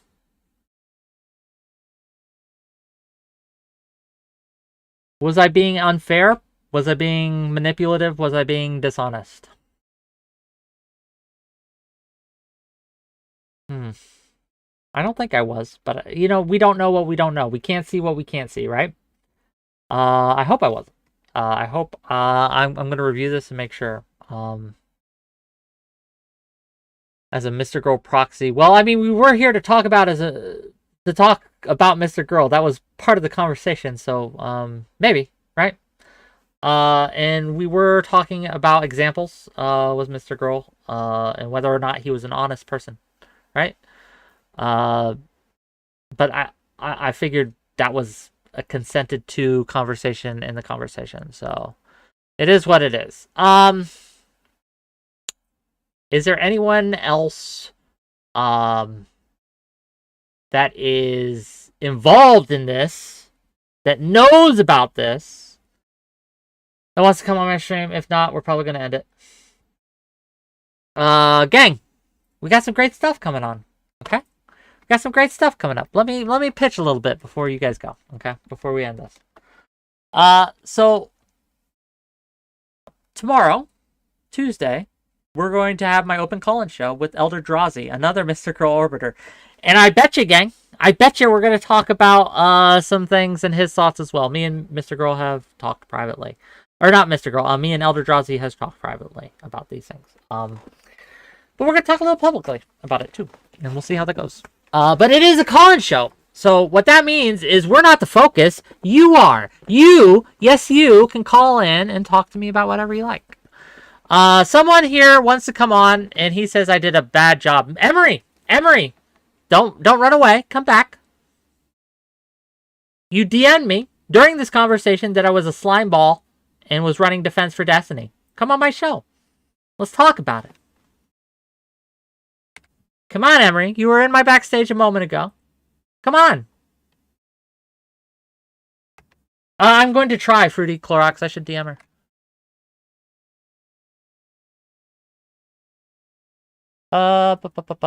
Give me 1 second, gang.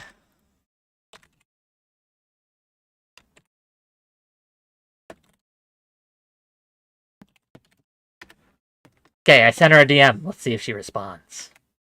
Oh, so what else we got coming up? Friday, we're going to have Sansol on, and he's going to be arguing that Vosh is a domestic terrorist, or a stochastic terrorist. And so we got a few people on there to argue back and forth about that. Other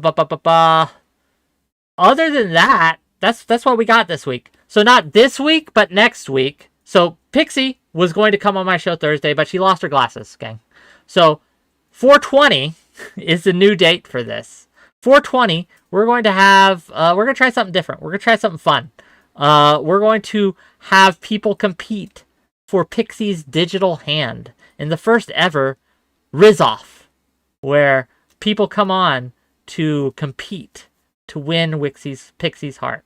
It should be fun. Should be great. Give me 1 second, gang. Ugh. Emery, you wanted to say stuff and you were in backstage, but you left. Come on, come back on my show. I'd love to talk to you. Yeah, should be fun. Okay, well, no one's here that I think is I don't want. Look, gang, there's a lot of you and I value you in my community. But you're not involved with this, right? You're not involved with this. So, I mean, we could talk, but it's just, oh. I don't know. Okay. Who are we raiding into, gang? Where are we going? Who's streaming right now? Prime Guy streaming. You guys want to see Prime Guy? Go see Prime Guy. Gang, give me money. Continue to give me money. Give me subs. Give me bits. Tune in. Subscribe if you haven't. Follow if you haven't. We're gonna raid out, gang. We will see you tomorrow, 6 p.m. Eastern. Bye. Bye, YouTube.